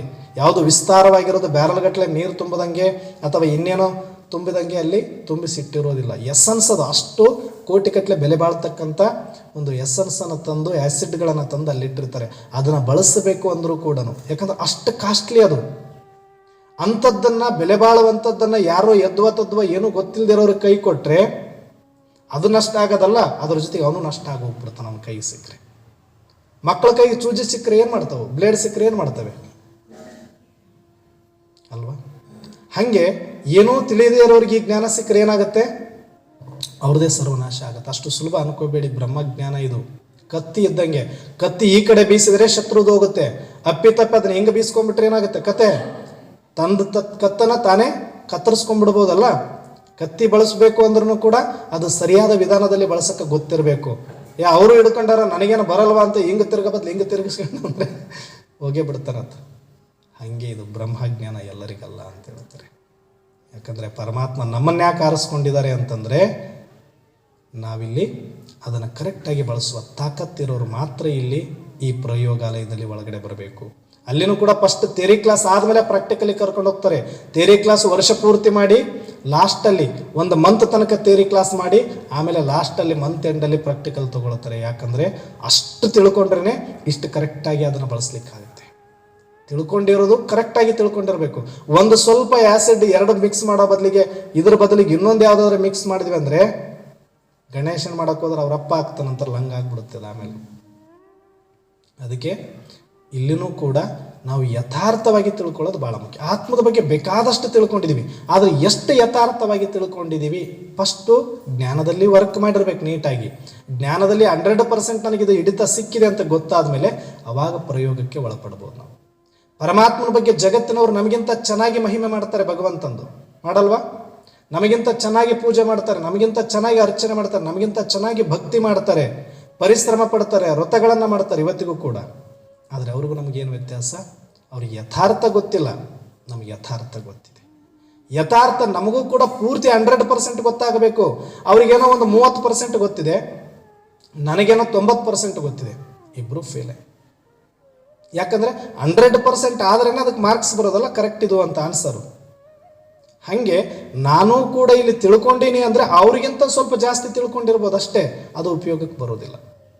ಸ್ವಲ್ಪ ತಿಳ್ಕೊಳ್ಳಿ, ಆದರೆ ಪರ್ಫೆಕ್ಟಾಗಿ ತಿಳ್ಕೊಳ್ಳಿ.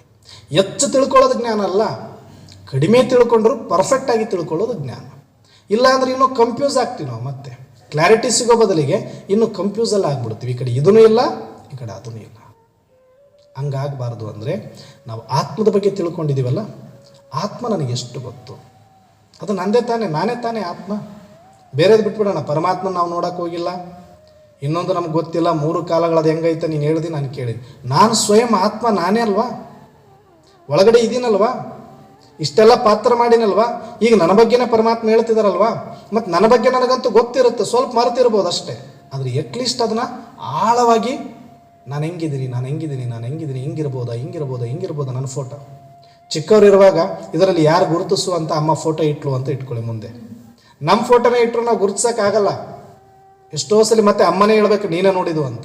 ಇವ್ರ ಪಕ್ಕದಾಗ ನಿಂತಿದ್ದೆ, ಹಿಂಗೆ ನಿಂತಿದ್ದೆ, ಇಂಥ ಸಿಚುವೇಶನಲ್ಲಿದ್ದೆ ಅಂತ. ನಮ್ಮ ಫೋಟೋನೇ ಚಿಕ್ಕ ವಯಸ್ಸಿಂದ ನಾವು ಗುರುತಿಸೋಕ್ಕಾಗಲ್ಲ ಅಂದಮೇಲೆ, ನಾನು ಮರೆತು 5000 ವರ್ಷ ಆಯ್ತು ಈಗ. ಮನೆ ಬಿಟ್ಟು, ಆ ಫೋಟೋ ಬಿಟ್ಟು, ಆ ಸ್ಮೃತಿ ಬಿಟ್ಟು 5000 ವರ್ಷ ದೊಡ್ಡವರಾಗಿದ್ವಿ. ಈಗ ಈ ರೂಪ ಪಡ್ಕೊಂಡ್ಬಿಟ್ಟಿದ್ದೀವಿ. ಈಗ ಮತ್ತೆ ನಾನೇ ಅದು ಅಂತಂದರೆ ಬ್ರಹ್ಮಬಾಬನಿಗೂ ಕೃಷ್ಣನಿಗೂ ಎಲ್ಲಿಂದ ಎಲ್ಲಿಗೆ ಹೋಲಿಕೆ ಹೇಳಿ? ಕೃಷ್ಣನ ಸ್ಫುರದ್ರೂಪ ಹೆಂಗಿದೆ, ಕೃಷ್ಣನ ಸ್ವಚ್ಛವಾದ ಸುಂದರವಾದ ಶರೀರ ಹೆಂಗಿದೆ, ಕೃಷ್ಣನ ಒಂದು ಸತೋ ಪ್ರಧಾನತೆ ದಿವ್ಯತೆ ಹೆಂಗಿದೆ, ಎಷ್ಟು ಪರ್ಫೆಕ್ಟ್ ಬಾಡಿ ಇದೆ, ಎಷ್ಟು ನಿರೋಗಿ ಕಾಯ ಇದೆ, ಎಷ್ಟು ಆಕರ್ಷಣಮಯವಾಗಿದೆ. ಅಂತಹ ಸುಂದರವಾದ ಶ್ರೇಷ್ಠ ಶರೀರದ ಫಸ್ಟ್ ಫೋಟೋ ಇದು, ಲಾಸ್ಟ್ ಫೋಟೋ ದೊಡ್ಡವರಾದ್ಮೇಲೆ 5,000 ವರ್ಷ ಆದಮೇಲೆ. ಚೆನ್ನಾಗಿದೆಯಾ? ಚೆನ್ನಾಗೇ ಇದೆ ಅಂದರೂ ಕೂಡ ಎಲ್ಲಿ ನೋಡ್ಕೊಳಕ್ಕಾಗುತ್ತೆ? ಹೋಲಿಕೆ ಎಲ್ಲಿದೆ? ಅಲ್ಲ, ಹೋಲಿಕೆ ಎಲ್ಲಾಗುತ್ತೆ? ಈ ಮೀಸೆ, ಈ ಗಡ್ಡ, ಈ ಕೂದಲು ಉದುರಿ ಇರೋದು, ಆ ಗೆರೆಗಳು ಬಿದ್ದಿರೋದು ಮುಖದಲ್ಲಿ, ಇಷ್ಟು ವಯಸ್ಸಾಗಿರೋದು. ಕೃಷ್ಣನಿಗೆ ಯಾವತ್ತಾದ್ರೂ ವಯಸ್ಸಾಗುತ್ತಾ? ಕೃಷ್ಣನಿಗೆ ನರಿಕೆಗಳು ಬರುತ್ತಾ? ಕೃಷ್ಣನಿಗೆ ಬಿಳಿ ಕೂದಲು ಬರುತ್ತಾ? ಕೃಷ್ಣನಿಗೆ ಕೂದಲು ಉದುರುತ್ತಾ? ಕೃಷ್ಣ ಮುದುಕ ಆಗ್ತಾನ? ಮುದುಕಪ್ಪ ಏನಿದೆ, ಬೀಳೋ ಮನೆ ಥರ ಆಗಿದ್ದಾರೆ. ಚೆನ್ನಾಗೇ ಕಾಣ್ತಾನಮ್ಮ, ನಿನಗೇನು ಚಿಂತೆ ಮಾಡ್ಬೇಡಿ, ಎಲ್ರಿಗೂ ಚೆನ್ನಾಗೇ ಕಾಣ್ತಾನೆ. ಆದರೆ ಕೃಷ್ಣನಿಗೆ ಹೋಲಿಸಿದ್ರೆ ಏನೂ ಇಲ್ಲ ಅಂತ. ಚೆನ್ನಾಗೇ ಇದ್ದಾನೆ ಬ್ರಹ್ಮ ಬಾಬಾ, ಏನಿಲ್ಲ. ಆತ್ಮ ವರ್ಣನೆ ಮಾಡೋಣ ಅಂತ ನಾಳೆ. ಈ ಕೃಷ್ಣನ ವರ್ಣನೆ ಮಾಡಕತ್ತೀವಲ್ಲ, ಕೃಷ್ಣನಿಗೂ ಈ ಆತನಿಗೆ ಕವಳತ್ ಹೆಂಗಂದ್ರೆ ನಮ್ಮದು ಅಲ್ಲದೆ ಇರೋ ಫೋಟೋ ನಾವು ಅಷ್ಟು ಬ್ಯೂಟಿ ಆಗಿತ್ತು ನಾ ಮೊದಲು ಅಂತ. ಈಗ ಬ್ರಹ್ಮನಿಗೆ ಇದು ನಿಂದೇ ಫೋಟೋ, ಫಸ್ಟ್ನೇ ಫೋಟೋ ಅಂತ ಕೊಟ್ಬಿಟ್ರೆ ಹಿಂಗೆ ಕೆಳಗೆ ಮೇಲೆ ನೋಡ್ತಾರೆ ಅವರು. ಯಾರು ಕೊಟ್ಟಿರೋರು ನೋಡ್ಬೇಕು. ಮತ್ತೆ ಹಿಂಗೆ ನಾನಿದ್ದೀನಿ, ನನಗೂ ಇದಕ್ಕೂ ಅಜಗಜಾಂತರ ವ್ಯತ್ಯಾಸ ಇದೆ. ಹೋಗ್ಬೇಕು ಪಾರ್ಟಿ ಮತ್ತೆ ಹುಡುಕಕ್ಕೆ ಎಷ್ಟು ದೂರ ಹೋಗಬೇಕು? ಹಿಂದಕ್ಕೆ 5,000 ವರ್ಷ ಹೋಗಬೇಕು. ಹಿಂಗಿದ್ದೆ ಅಂತ ನೋಡ್ಕೊಂಡು ಹೋದ್ರೆ ಫಸ್ಟ್ ಫೋಟೋ ಬ್ರಹ್ಮ ಬಾಬಂದು, ಫಸ್ಟ್ ಫೋಟೋ ಬ್ರಹ್ಮ ಬಾಬಂದು, ಲಾಸ್ಟ್ ಫೋಟೋ. ಹಾಗೆ ನಾವು ಸ್ಥೂಲವಾಗಿ ಹುಡುಕೋದಂತೂ ಬೇಡ ನಮಗೆ. ಆತಂದೊಂದು ಅನೌನ್ಸ್ ಆಗೈತಿ, ಆತ ಹುಡುಕೊಳ್ಳಿ, ಆತ ನೋಡ್ಕೊಳ್ಳಿ, ಪರವಾಗಿಲ್ಲ. ಬ್ರಹ್ಮ ಬಾಬಾ ನಮ್ದೇನಾರು ಅನೌನ್ಸ್ ಮಾಡಿದಾರೇನು, ಬಾಬಾ ನಿಮ್ಮ ಫೋಟೋ ಹಿಂಗಿತ್ತು ಅಂತ. ನಮ್ಮ ಫೋಟೋ ಅನೌನ್ಸ್ ಮಾಡಿಲ್ಲ, ನಾವು ತಲೆಯೊಳಗೆ ಹುಳ ಬಿಟ್ಕೊಳ್ಳೋದು ಬೇಡ. ನಾನು ಹೆಂಗಿದ್ದೆ ಅಂತ ಮತ್ತೆ ಆ ಕೃಷ್ಣನ ಬಗ್ಲಾಗ ಇನ್ನೊಂದು ಕೃಷ್ಣ ಇಡೋದು, ಇನ್ನೊಂದು ಅದಕ್ಕೊಂದಿಷ್ಟು ರೂಪ ಕೊಡೋದು, ಹಂಗೆ ಮಾಡೋಕ್ಕೆ ಹೋಗೋದೇನು ಬೇಡ. ನಾವು ಅಟ್ಲೀಸ್ಟ್ ಆತ್ಮ ಸ್ವರೂಪ ಆದರೆ ಹೆಂಗಿದ್ದೀನಿ ಅಂತ ನೋಡ್ಕೊಳ್ಬೇಕಲ್ಲ.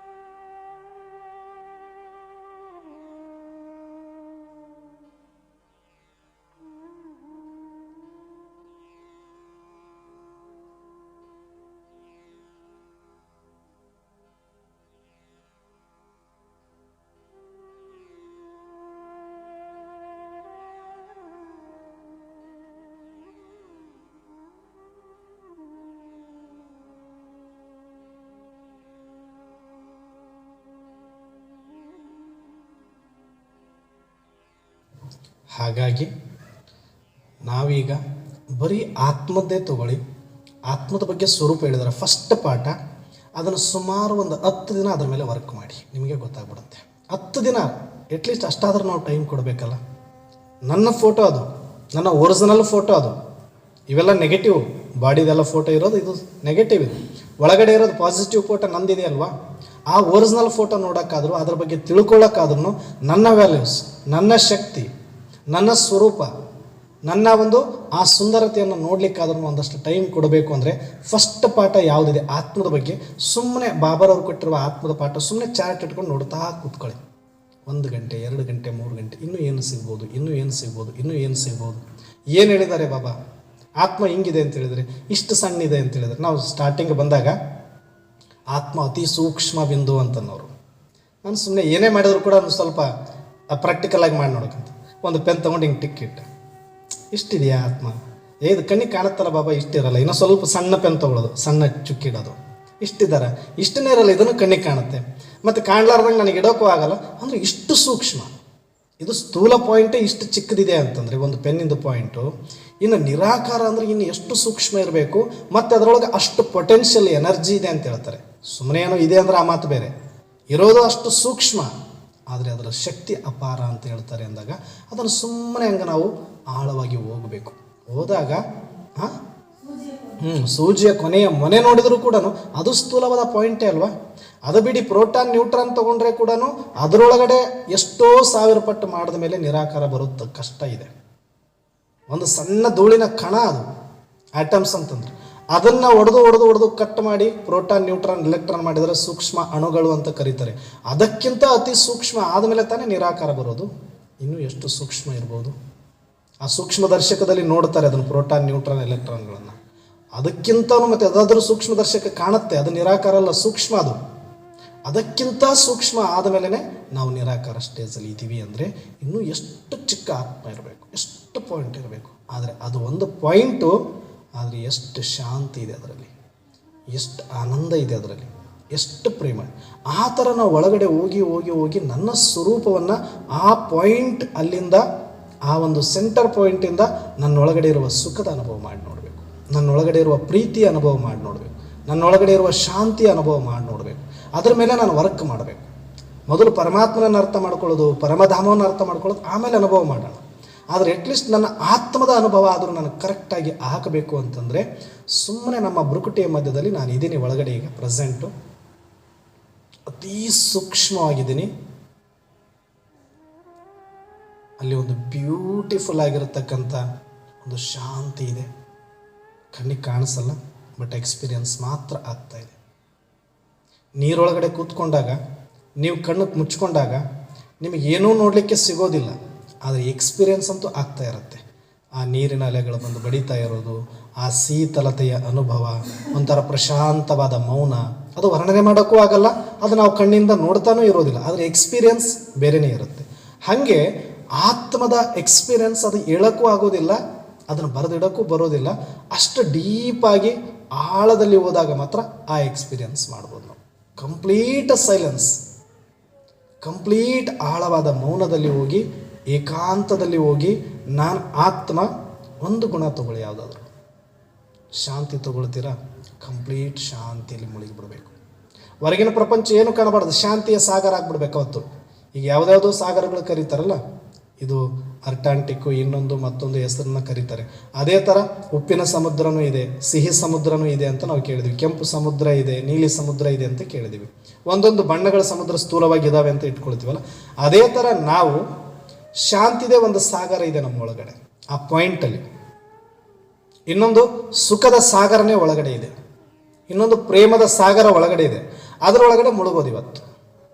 ಹಾಟ್ ವಾಟರ್ ಆನ್ ಮಾಡಿದ್ರೆ ಅದರದ್ದೇ ಬೇರೆ ಅನುಭವ ಇರುತ್ತೆ, ಕೋಲ್ಡ್ ವಾಟರ್ ಆನ್ ಮಾಡಿದ್ರೆ ಅದರದ್ದೇ ಬೇರೆ ಎಕ್ಸ್ಪೀರಿಯನ್ಸ್ ಇರುತ್ತೆ. ಹೆಂಗೋ ಹಾಗೆ ನನ್ನ ಆತ್ಮ ಒಂದು ದಿನ ಯೋಗದಲ್ಲಿ ಕಂಪ್ಲೀಟಾಗಿ ಶಾಂತಿಯ ಸಾಗರದ ಮಧ್ಯದಲ್ಲಿ ಮೌನವಾಗಿ ಧ್ಯಾನಸ್ಥನಾದಾಗ ಏನು ಎಕ್ಸ್ಪೀರಿಯನ್ಸ್ ಆಗುತ್ತೆ ಆ ಶಾಂತಿದು, ಅದನ್ನು ಅನುಭವ ಮಾಡ್ಕೊಳ್ಬೇಕು. ಒಂದಿನ ಪ್ರೇಮದ ಅನುಭವ ಮಾಡಿಕೊಳ್ಬೇಕು. ಆ ಥರ ಕಂಪ್ಲೀಟಾಗಿ ನಾವು ಅನುಭವ ಮಾಡ್ತಾ ಹೋದಾಗ ಮಾತ್ರ ಒಂದೊಂದು ಸ್ವಲ್ಪ ಇಮರ್ಜ್ ಆಗಲಿಕ್ಕೆ ಸ್ಟಾರ್ಟ್ ಆಗುತ್ತೆ. ಯಾಕಂದರೆ ಆತ್ಮ ಇಮರ್ಜ್ ಆಗೋದು ಶಾಂತಿಯಲ್ಲಿ ಮಾತ್ರ, ಆಳವಾದ ಮೌನದಲ್ಲಿ ಮಾತ್ರ. ಶಬ್ದ ಎಲ್ಲಿಯ ತನಕ ಇರುತ್ತೋ ಅಲ್ಲಿಯ ತನಕ ಅದು ಹತ್ರನೂ ಸುಳಿಯೋದಿಲ್ಲ ಅದರ ಅನುಭವ ನಮಗೆ. ಆರಂಭದಲ್ಲಿ ನಾವು ನಮ್ಮ ಮನಸ್ಸನ್ನು ಅಂತರ್ಮುಖಿ ಮಾಡ್ಕೊಳ್ಳೋದಕ್ಕೆ ಮಾತ್ರ ಏನು ಬೇಕಾಗಿದೆ, ಸ್ವಲ್ಪ ನಾವು ಯೋಚನೆ ಮಾಡಬೇಕಾಗಿದೆ. ಅದಕ್ಕಾಗಿ ಸ್ವಲ್ಪ ಶಬ್ದದಲ್ಲಿ ಬರಬೇಕು. ಈ ಜ್ಞಾನ ಕೇಳಬೇಕು ಅಂದರೆ ಶಬ್ದದಲ್ಲಿ ಬರಲೇಬೇಕು. ಸ್ವಲ್ಪ ಕಾಮೆಂಟ್ರಿ ಅರ್ಥ ಮಾಡ್ಕೊಳ್ಬೇಕು ಅಂದರೆ ಶಬ್ದದಲ್ಲಿ ಬರಬೇಕು. ಸ್ವಲ್ಪ ನಮ್ಮ ಮನಸ್ಸನ್ನು ಅಂತರ್ಮುಖಿ ಮಾಡ್ಕೊಳ್ಬೇಕಂದ್ರೆ ಸ್ವಲ್ಪ ಮ್ಯೂಸಿಕಲ್ಲಿ ಬರಬೇಕು. ಯಾವಾಗ?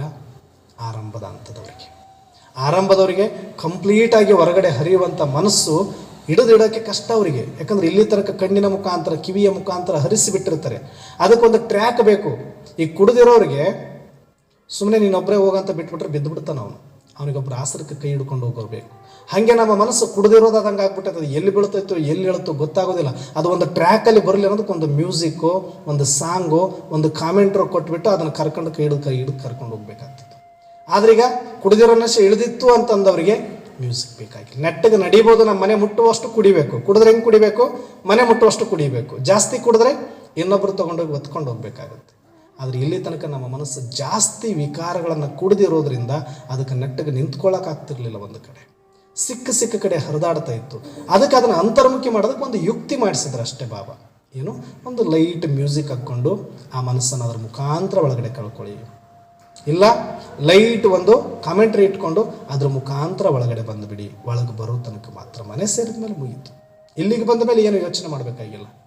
ಅಲ್ಲೇ ಉಳ್ಕೊಳ್ಬೇಕು ಅಂದರೆ ಆತ್ಮದ ಆಳವಾದ ಅನುಭವದಲ್ಲಿ ಹೋಗಬೇಕು. ಅದಕ್ಕೆ ಆತ್ಮ ಅಂತಂದ್ರೇ ಶಾಂತಿ ಅಂದಮೇಲೆ ಆ ಶಾಂತಿಯ ಅನುಭೂತಿ ಶಬ್ದದಿಂದ ಹೆಂಗೆ ಮಾಡಲಿಕ್ಕೆ ಸಾಧ್ಯ? ಶಾಂತಿಯ ಅನುಭೂತಿ ಅಶಾಂತಿಯ ವಾತಾವರಣದಲ್ಲಿ ಹೆಂಗೆ ಮಾಡಲಿಕ್ಕೆ ಸಾಧ್ಯ? ಪ್ರಶಾಂತವಾದ ವಾತಾವರಣನೇ ಬೇಕು ಅದಕ್ಕೆ, ಮತ್ತು ಆಳವಾದ ಮೌನ ಬೇಕು, ಮತ್ತು ಏಕಾಂತತೆ ಬೇಕು. ಆ ಥರ ನಾವು ಆಳವಾದ ಮೌನದಲ್ಲಿ ಹೋಗಬೇಕು, ಏಕಾಂತದಲ್ಲಿ ಹೋಗಬೇಕು. ಪ್ರಶಾಂತ ವಾತಾವರಣವನ್ನು ಕ್ರಿಯೇಟ್ ಮಾಡಿಕೊಂಡು ಅಭ್ಯಾಸ ಮಾಡಿಕೊಂಡು 1 ಸಲ 2 ಸಲ 3 ಸಲ 4 ಸಲ ಸಾವಿರಾರು ಸಲ ಅನುಭವ ಮಾಡಿದ ಮೇಲೆ ಆಮೇಲೆ ನೀವು ಎಷ್ಟು ಗದ್ದಲದೊಳಗಿದ್ದರೂ ಕೂಡ ಅದನ್ನು ಅನುಭವ ಮಾಡ್ಬೋದು. ಹೌದು, ಸಾಕು. ಇಲ್ಲಿ ಫಸ್ಟ್ ಇಲ್ಲಿ ನಮಗೆ ಈಗ ಆತ್ಮ ಪ್ರೆಸೆಂಟ್ ಇರೋದು ಇಲ್ಲೇ ತಾನೇ. ಆಮೇಲೆ ಮಾಡ್ಕೊಳ್ಳಿ, ಫಸ್ಟ್ ಇಲ್ಲಿ ಮಾಡ್ಕೊಳ್ಳಿ, ಆಮೇಲೆ ಇಲ್ಲೇ ಬಂದಿಲ್ಲ ಅಂದ್ರೆ ಅಲ್ಲಿ ಎಲ್ಲಿ ಹೋಗುತ್ತೆ? ನೀವು ಹೋಗ್ಬೇಕಲ್ಲ ಮೇಲೆ. ಪರಮಾತ್ಮ ಹತ್ರ ಹೋಗಕ್ಕೆ ತಾಕತ್ತು ಬೇಕಲ್ಲ ನಿಮಗೆ. ಅಲ್ಲಿಗೆ ಹೋದ್ಮೇಲೆ ತಾನೇ ಆಗುತ್ತೆ, ಇಲ್ಲಂದ್ರೆ ಒಂದು ಇಮ್ಯಾಜಿನೇಷನ್ ಆಗುತ್ತೆ ಅಷ್ಟೇ. ಇಲ್ಲಿ ಕೂತ್ಕೊಂಡು ಅಮೇರಿಕಾ ನೋಡಮ್ಮ ಅಂತಂದ್ರೆ ನೀ ಅಮೇರಿಕ ನಿನಗೆ ತಿಳ್ಕೊಂಡಂಗೆ ಅಮೇರಿಕ ಅನ್ಕೊಂಡ್ಬಿಟ್ರೆ ಅಮೇರಿಕ ಹಂಗಿಲ್ಲ. ಅಲ್ಲಿ ಹೋಗಿ ನೋಡ್ಬೇಕು ನೀನು ಅಮೇರಿಕನ. ಇಲ್ಲ ಒಂದು ಫೋಟೋ ಕೊಡ್ಬೋದು, ಇದು ಅಮೇರಿಕ, ಅದು ಅಮೇರಿಕ ಆಗಕ್ಕಾಗುತ್ತಾ? ಒಂದು ಫೋಟೋ ತೋರಿಸಿದ್ರೆ ನಾನು, ಇಲ್ಲ ಒಂದಷ್ಟು ವರ್ಣನೆ ಮಾಡ್ಬೋದು, ಅದು ಅಮೇರಿಕಾನ? ಅಮೇರಿಕಾ ಅಂದರೆ ನೀವು ಹೋಗ್ಬೇಕು ಅಲ್ಲಿಗೆ. ಹೋಗಬೇಕು ಅಂದರೆ ನಿಮಗೆ ವೀಸಾ ಪಾಸ್ಪೋರ್ಟ್ ಬೇಕು. ಹೋಗಬೇಕು ಅಂದರೆ ನಿಮ್ಗೆ ತಾಕತ್ತು ಬೇಕು, ಜೇಬಲ್ಲಿ ದುಡ್ಡು ಬೇಕು. ಅಲ್ಲಿ ಹೋಗಿ ಇಳಿದ ಮೇಲೆ ನೋಡುವಷ್ಟು ಶರೀರ ಆರೋಗ್ಯವಾಗಿರಬೇಕು, ನಡೆಯುವ ಶಕ್ತಿ ಇರಬೇಕು, ಕಣ್ಣಿಗೆ ನೋಡುವ ಶಕ್ತಿ ಇರಬೇಕು. ಆವಾಗ ನಿಜವಾದ ಅಮೇರಿಕ ನೋಡ್ತೀರಿ ನೀವು. ಸುಮ್ಮನೆ ಒಂದು ಫೋಟೋ ಸಿಕ್ಬಿಟ್ಟಿದೆ, ಅಮೇರಿಕನ ನೋಡಿದ್ದೀನಿ, ಅಲ್ಲಿ ಅಮೇರಿಕ ಅಂತ ಬರೆದು ಬಿಟ್ಟಿದ್ದಾರೆ, ಅದನ್ನು ನೋಡ್ಬಿಟ್ಟಿದ್ದೀನಿ, ಅಮೇರಿಕ ನೋಡ್ಬಿಟ್ಟಿದ್ದೀನಿ ಅಂತ ಕೂತ್ಕೊಂಡಂಗೆ. ಹಾಗೆ ನಾವು ಆತ್ಮ ಅಂದ್ರೆ ಅರ್ಥ ಮಾಡ್ಕೊಂಡಿಲ್ಲ. ಆದ್ರೆ ಪರಮಧಾಮದಲ್ಲಿ ಹೋಗ್ಬಿಡ್ತೀವಿ, ಪರಮಾತ್ಮನ ಜೊತೆ ಮಾತಾಡ್ಬಿಟ್ಟಿವಿ, ಪರಮಾತ್ಮದ ಅನುಭವ ಮಾಡ್ಬಿಟ್ಟಿದ್ವಿ. ಅವ್ರ ಮೂರ್ತಿ ಮುಂದೆ ಹೋಗಿ ಕೂತ್ಕೊಂಡು ಮಾತಾಡ್ತಾರೆ, ನೀವು ಸುಮ್ಮನೆ ಇಲ್ಲೊಂದು ಮನಸ್ಸು ಅಲ್ಲಿ ಹೋಗಿಬಿಟ್ಟು ಅದೊಂದು ಮೂರ್ತಿ ಮಾಡ್ಕೊಂಡು ಅಲ್ಲಿ ಕೂತ್ಕೊಂಡು ಮಾತಾಡ್ತೀವಿ. ಇದೆಲ್ಲ ಅನುಭವ. ಜಸ್ಟ್ ಇದು ಅರ್ಥ ಮಾಡ್ಕೊಳ್ಳೋದಕ್ಕಷ್ಟೇ ಬಾಬಾ ಹೇಳೋದು ನಮಗೆ. ಇಲ್ಲಿ ಆತ್ಮ ಇದೆ, ಅಲ್ಲಿ ಪರಮಾತ್ಮ ಇದ್ದಾರೆ, ಇದು 3 ಲೋಕ ಇದೆ, ನೀವು ಇದನ್ನು ಎಕ್ಸ್ಪೀರಿಯನ್ಸ್ ಮಾಡಬೇಕು ಅಂತ ಹೇಳಿದ್ದಾರೆ. ಆದರೆ ಯಾವಾಗ? ಮೊದಲು ನಾನು ಅಲ್ಲಿಗೆ ಹೋಗ್ಲಿಕ್ಕೆ ಎಲಿಜಿಬಲ್ ಆಗಬೇಕಲ್ಲ. ಅಲ್ಲಿಗೆ ಹೋಗ್ಲಿಕ್ಕೆ ಎಲಿಜಿಬಲ್ ಆಗಬೇಕಂದ್ರೆ ಮೊದಲು ಮನೆ ಬಿಡಬೇಕು ನೀವು. ಈಗ ತಿರುಪತಿ ದರ್ಶನ ಮಾಡಬೇಕು ಅಂದರೆ ಈಗ ಇಲ್ಲಿಗೆ ನೀವು ಬರಬೇಕು ಅಂತಂದರೆ ಮೊದಲು ಮನೆ ಬಿಟ್ಟ ಮೇಲೆ ತಾನೇ ಇಲ್ಲಿಗೆ ಬಂದಿರೋದು. ಅಲ್ಲಿ ಕೂತ್ಕೊಂಡು ಈಗ ಲೈವ್ ನೋಡೋರು ಇದ್ದಾರೆ ಈಗ, ಹೌದಾ?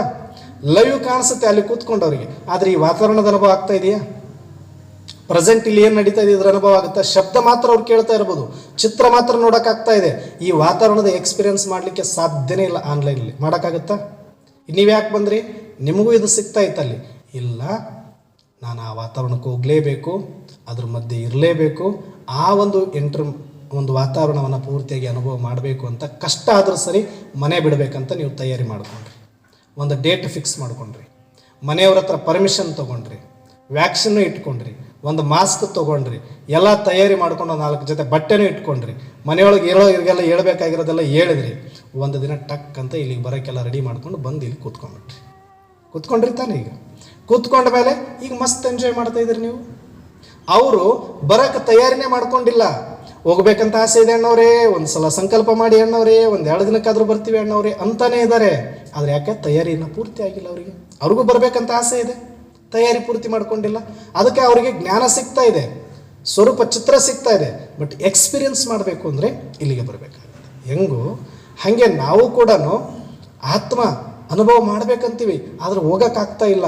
ಯಾಕಂದರೆ ಇಲ್ಲಿ ಪರ್ಫೆಕ್ಟಾಗಿ ಇಲ್ಲಿ ಮೊದಲು ಮನೆ ಬಿಡಬೇಕಲ್ಲ, ಮನೆಯೇ ಬಿಟ್ಟಿಲ್ಲ ನಾವು. 24 ಕಥೆಗಳನ್ನು ಹೇಳ್ಕೊಂಡು ಇಲ್ಲೇ ಕಟ್ಕೊಂಡು ಹೋಗ್ಬೇಕಂತ ಇದ್ದೀವಿ ಅಂದರೆ ಆಗಲ್ಲ. ಕೆಲವರೆಲ್ಲ ಇಲ್ಲಿದೇ ನೆನಪು ಮಾಡ್ತೀವಿ ಅಣ್ಣವ್ರೆ, ಪೀಸ್ ಪ್ಯಾರಡೈಸೇ ನೆನಪಲ್ಲಿ ಇಟ್ಕೊಂಡಿದ್ದೀವಿ, ಇಡೀ ದಿನ ಇದ್ರ ಬಗ್ಗೆ ಚಿಂತೆ ಮಾಡ್ತೀವಿ, ಮನಸ್ಸೆಲ್ಲ ಇಲ್ಲೇ ಇರುತ್ತೆ ಅಣ್ಣವ್ರೆ ಅಂದರೂ ಕೂಡ. ಬಟ್ ಇಲ್ಲಿ ಅನುಭವ ಆಗೋಕ್ಕೆ ಹೆಂಗೆ ಸಾಧ್ಯ? ಇಲ್ಲಿಗೆ ಬರಬೇಕಲ್ಲ. ಹಾಗೆ ನಾನು ಆತ್ಮ ಕಂಪ್ಲೀಟ್ ಸ್ಮೃತಿಯನ್ನು ಪರಮಧಾಮದಲ್ಲಿ ನಿಲ್ಲಿಸಬೇಕು ಅಂದರೆ ಮೊದಲು ನನ್ನ ಭ್ರುಕುಟಿಯಲ್ಲಿ ನಾನು ನಿಲ್ಲಿಸೋಕ್ಕಾದ್ರೂ ಬಂದಿರಬೇಕು ಫಸ್ಟ್. ಇಲ್ಲೇ ಇದ್ದುಕೊಂಡು ನಾನು ಒಂದು ಕಡೆ ಇಡೋಕ್ಕಾಗ್ತಾ ಇಲ್ಲ, ಒಂದು ಹೆಜ್ಜೆ ನೆಟ್ಟಿಗೆ ನಿಲ್ಲಕ್ಕಾಗ್ತಿಲ್ಲ, ಇಲ್ಲೇ ಎದ್ದು ನಿಂದ್ರೋಕ್ಕಾಗ್ತಿಲ್ಲ ನನಗೆ ಭ್ರುಕುಟಿಯ ಮಧ್ಯದಲ್ಲಿ. ಅಂದರೆ ಇನ್ನು ಅಷ್ಟು ದೂರ ಹಾರಬೇಕು ಅಂದರೆ ಎಷ್ಟು ತಾಕತ್ತು ಬೇಕು ನಮಗೆ. ಆ ಸ್ಮೃತಿಯನ್ನು ಅಷ್ಟು ದೂರದವರೆಗೆ ತೊಗೊಂಡೋಗಿ ಪರಮಾತ್ಮ ಹತ್ರ ನಿಲ್ಲಿಸಬೇಕು ಅಂದರೆ ಎಷ್ಟು ಶಕ್ತಿ ಬೇಕು, ಎಷ್ಟು ವರ್ಕಿದೆ ಅದಕ್ಕೆ. ಸುಮ್ಮನೆ ನಾವು ಭಕ್ತಿ ಮಾರ್ಗದವ್ರ ಥರ ಮುಂದುವರೆದ ಭಾಗವಾಗಿ ಅವ್ರ ಮಂದಿರಗಳಲ್ಲಿ ಮಾಡ್ತಿದ್ದಾರೆ, ಯಾವುದೋ ಫೋಟೋ ಇಟ್ಕೊಂಡು ಮಾಡ್ತಿದ್ದಾರೆ, ಹಂಗೆ ನಾವು ಪರಮಧಾಮ ನೆನೆಸ್ಕೊಂಡು ಮಾಡ್ತಾ ಇದ್ದೀವಿ ಅಷ್ಟೇ. ಬಿಟ್ಟರೆ ಯಥಾರ್ಥವಾದ ಪ್ರಯೋಗ ಇನ್ನೂ ನಮ್ಗೆ ಆಗಿಲ್ಲ. ಆ ಫಾರ್ಮುಲಾಗಳನ್ನು ಕರೆಕ್ಟಾಗಿ ನಾವಿನ್ನೂ ಜೋಡಿಸ್ಕೊಂಡಿಲ್ಲ, ಆ ವಿಧಿವಿಧಾನವನ್ನು ನಾವಿನ್ನೂ ಅಳವಡಿಸ್ಕೊಳ್ತಾ ಇಲ್ಲ. ಅದಕ್ಕಾಗಿಯೇ ನಮಗೆ 10 ವರ್ಷ ಆದರೂ 20 ವರ್ಷ ಆದರೂ 30 ವರ್ಷ ಆದರೂ ಅನುಭವನೇ ಆಗ್ತಾ ಇಲ್ಲ ಅಣ್ಣವ್ರೆ, ಶಾಂತಿನೇ ಸಿಗ್ತಾ ಇಲ್ಲ ಅಣ್ಣವ್ರೆ ಅಂತ ಯಾಕೆ ಹೇಳ್ತೀವಿ ಅಂದರೆ, ಎಲ್ಲೋ ಒಂದು ಕಡೆ ವಿಧಿ ತಪ್ಪಿದೆ ನಮ್ಮದು. ಅದು ಇಮ್ಯಾಜಿನೇಷನ್ ಅಷ್ಟೇ, ಅದು ಎಕ್ಸ್ಪೀರಿಯನ್ಸ್ ಅಲ್ಲ ಅದು. ಅದಕ್ಕೆ ನಾವು ಕೂಡ ಈಗ ಸ್ವಿಮ್ಮಿಂಗ್ ಪೂಲಲ್ಲಿ ಕೂತ್ಕೊಂಡ್ಬಿಟ್ಟು ಸಾಗರದಲ್ಲಿ ಇದ್ದೀನಿ ಅಂತ ಅನುಭವ ಮಾಡ್ತೀವಿ ಅಂದ್ರೆ ಮಾಡ್ಕೋ, ಯಾರು ಬೇಡ ಅಂತ ಆಗುತ್ತೆ. ಬಟ್ ಸಾಗರನೇ ಅಲ್ವಾ. ಹಾಗೆ ನಾವು ಇಲ್ಲಿ ಏನು ಪ್ರಿಪರೇಷನ್ ಇಲ್ಲದೆ ಪರಮಧಾಮದಲ್ಲಿ ಹೋಗಿ ಬಾಬನ ಜೊತೆ ಕೂತ್ಕೊಂಡ್ಬಿಟ್ರೆ ಏನೋ ಆಗ್ಬಿಡುತ್ತೆ, ಅದು ಒಂದು ಭ್ರಮೆ ಅಷ್ಟೆ. ಅದಕ್ಕೆ ನಿಜವಾದ ಯೋಗಿಗಳು, ನಿಜವಾದ ಜ್ಞಾನಿಗಳು, ಯಥಾರ್ಥವಾಗಿ ಅರ್ಥ ಮಾಡ್ಕೊಂಡಿರೋರು ಮೊದಲು ಆತ್ಮದ ಯಥಾರ್ಥ ಸ್ವರೂಪದ ಅನುಭೂತಿಯನ್ನು ಮಾಡಲಿಕ್ಕೆ ಜಾಸ್ತಿ ಟೈಮ್ ಕೊಡಬೇಕು. ಬಾಬನ ಸ್ಮೃತಿ ಇರಬೇಕು, ಬಾಬನ ನೆನಪಿರಬೇಕು, ಬಾಬನ ಬಗ್ಗೆ ಗೌರವ ಇರಬೇಕು, ಬಾಬನ ಮೇಲೆ ಪ್ರೀತಿ ಇರಬೇಕು, ಬಾಬನ ನೆನಪಿರಲಿ. ಆದರೆ ಫಸ್ಟ್ ಕ್ಲಾರಿಟಿ ಅದರದ್ದು ತಗೊಳ್ಬೇಕು. ನನ್ನ ಸ್ವರೂಪದ ಅನುಭೂತಿಯನ್ನು ನಾನು ಫಸ್ಟ್ ಮಾಡಬೇಕು. ನನ್ನ ಆತ್ಮ ಇಲ್ಲೇ ಇದ್ದೀನಿ, ಇದನ್ನೇ ನಾನು ಅನುಭವ ಮಾಡೋಕ್ಕಾಗ್ತಿಲ್ಲ ಈಗಿನ್ನು ನನ್ನ ಮನಸ್ಸಿಗೆ ಅಂತಂದರೆ, ಅಥವಾ ನಾನು ಆತ್ಮಕ್ಕಿನ್ನು ಇಮರ್ಜ್ ಆಗ್ತಾ ಇಲ್ಲ ನನ್ನ ಫೋಟೋ ಅಂತಂದರೆ, ಇನ್ನು ಪರಮಧಾಮಕ್ಕೆ ಯಾವಾಗ ಹೋಗೋದು? ನಾನು ಹೋಗೋಕ್ಕಾಗಲ್ಲ. ಜಸ್ಟ್ ಇವಾಗ ಕೂತ್ಕೊಂಡು ಹೆಂಗೆ ಮನಸ್ಸನ್ನು ಕಳಿಸ್ತಿದ್ವಿ, ಸುಮ್ಮನೆ ಹೋಗಿ ಬರಪ್ಪ ಒಂದ್ಸಲ ನೋಡ್ಕೊಂಡು ಬಾ ಅಂತ ಕಳಿಸ್ದಂಗೆ ಅಷ್ಟೇ ಬಿಟ್ಟರೆ ಯಥಾರ್ಥವಾಗಿ ಸ್ಮೃತಿಯನ್ನಲ್ಲಿ ಸೆಟ್ ಮಾಡಿ ಅನುಭವ ಮಾಡೋಕ್ಕೆ ಆಗೋದಿಲ್ಲ ನಮಗೆ. ಅದಕ್ಕೆ ಫಸ್ಟ್ ನಾವೇನು ಮಾಡೋಣ, ಈಗ ಜ್ಞಾನ ಮತ್ತು ಯೋಗದ ಶಕ್ತಿಗಳನ್ನು ಪ್ರಯೋಗದಲ್ಲಿ ತರಬೇಕು ಅಂತಂದರೆ ನಾವು ಫಸ್ಟ್, ಅದಕ್ಕೆ ಬ್ರಹ್ಮಬಾಬನು ಕೂಡ ಆತ್ಮ ಆತ್ಮ ಆತ್ಮ ಆತ್ಮ ಆತ್ಮ ಆತ್ಮ ಕಂಪ್ಲೀಟ್ ಆತ್ಮದ ಮೇಲೆ ವರ್ಕ್ ಮಾಡಿದರು. ಎಷ್ಟು ಬರೆದ್ರು ಅವರು, ಹಗಲು ರಾತ್ರಿ ನನ್ನ ಆತ್ಮ ನನ್ನ ಆತ್ಮ ನನ್ನ ಆತ್ಮ ಅಂತ ಬರೆದು ಸಂಸ್ಕಾರದಲ್ಲಿ ಬರೀ ಆ ಶಬ್ದ ಫಿಟ್ ಮಾಡ್ಕೊಳ್ಳೋದಕ್ಕೆ ಅಷ್ಟು ವರ್ಕ್ ಮಾಡಿದ್ರು ಅವರು. ಆಮೇಲೆ ಚಿತ್ರ ಫಿಟ್ ಮಾಡ್ಕೊಳ್ಳೋದಕ್ಕೆ ನೋಡಿ 2 ಗಂಟೆಗೆ ಎದ್ದು ಕೂತ್ಕೊಂಡು ಆ ಚಿತ್ರವನ್ನು ಫಿಕ್ಸ್ ಮಾಡಿಕೊಂಡ್ರು. ಚಿತ್ರ ಆದಮೇಲೆ ಅದರ ಎಕ್ಸ್ಪೀರಿಯನ್ಸ್ ಮಾಡಬೇಕು ಅಂತ ಆಳವಾದ ಧ್ಯಾನದಲ್ಲಿ ಏಕಾಂತದಲ್ಲಿ ಹೋಗಿ ಬೆಟ್ಟದ ಮೇಲೆ ಕೂತ್ಕೊಳ್ತಾ ಇದ್ರು. ಇವೆಲ್ಲ ಸ್ಟೆಪ್ ಬೈ ಸ್ಟೆಪ್ ಮಾಡಿಕೊಂಡ್ರೆ ತಾನೇ ಆಗೋದು. ನಾವು ಅದಕ್ಕೆ ಟೈಮ್ ಕೊಟ್ಟಿಲ್ಲ, ಅದು ನಮಗೆ ಗೊತ್ತಿಲ್ಲ ಅಂದ ತಕ್ಷಣ ನಮ್ಗೆ ಆಗುತ್ತಾ? ಅದು ನೆಪ ಹೇಳಿದ್ರೆ ಕೇಳುತ್ತೆ. ಅದು ಫಾರ್ಮುಲಾ, ಅದು 2 × 2 2 4 ಆಗಬೇಕು ಅಂದ್ರೆ ನಾವು 8 ಮಾರ್ಕೆ ಹಾಕಬೇಕಲ್ಲಿ, ಪ್ಲಸ್ ಹಾಕಬೇಕು. ಇಲ್ಲ ಮೈನಸ್ ಹಾಕಿದ್ವಿ ಅಂದ್ರೆ ಆಗೋದೇ ಇಲ್ಲ ಅದು.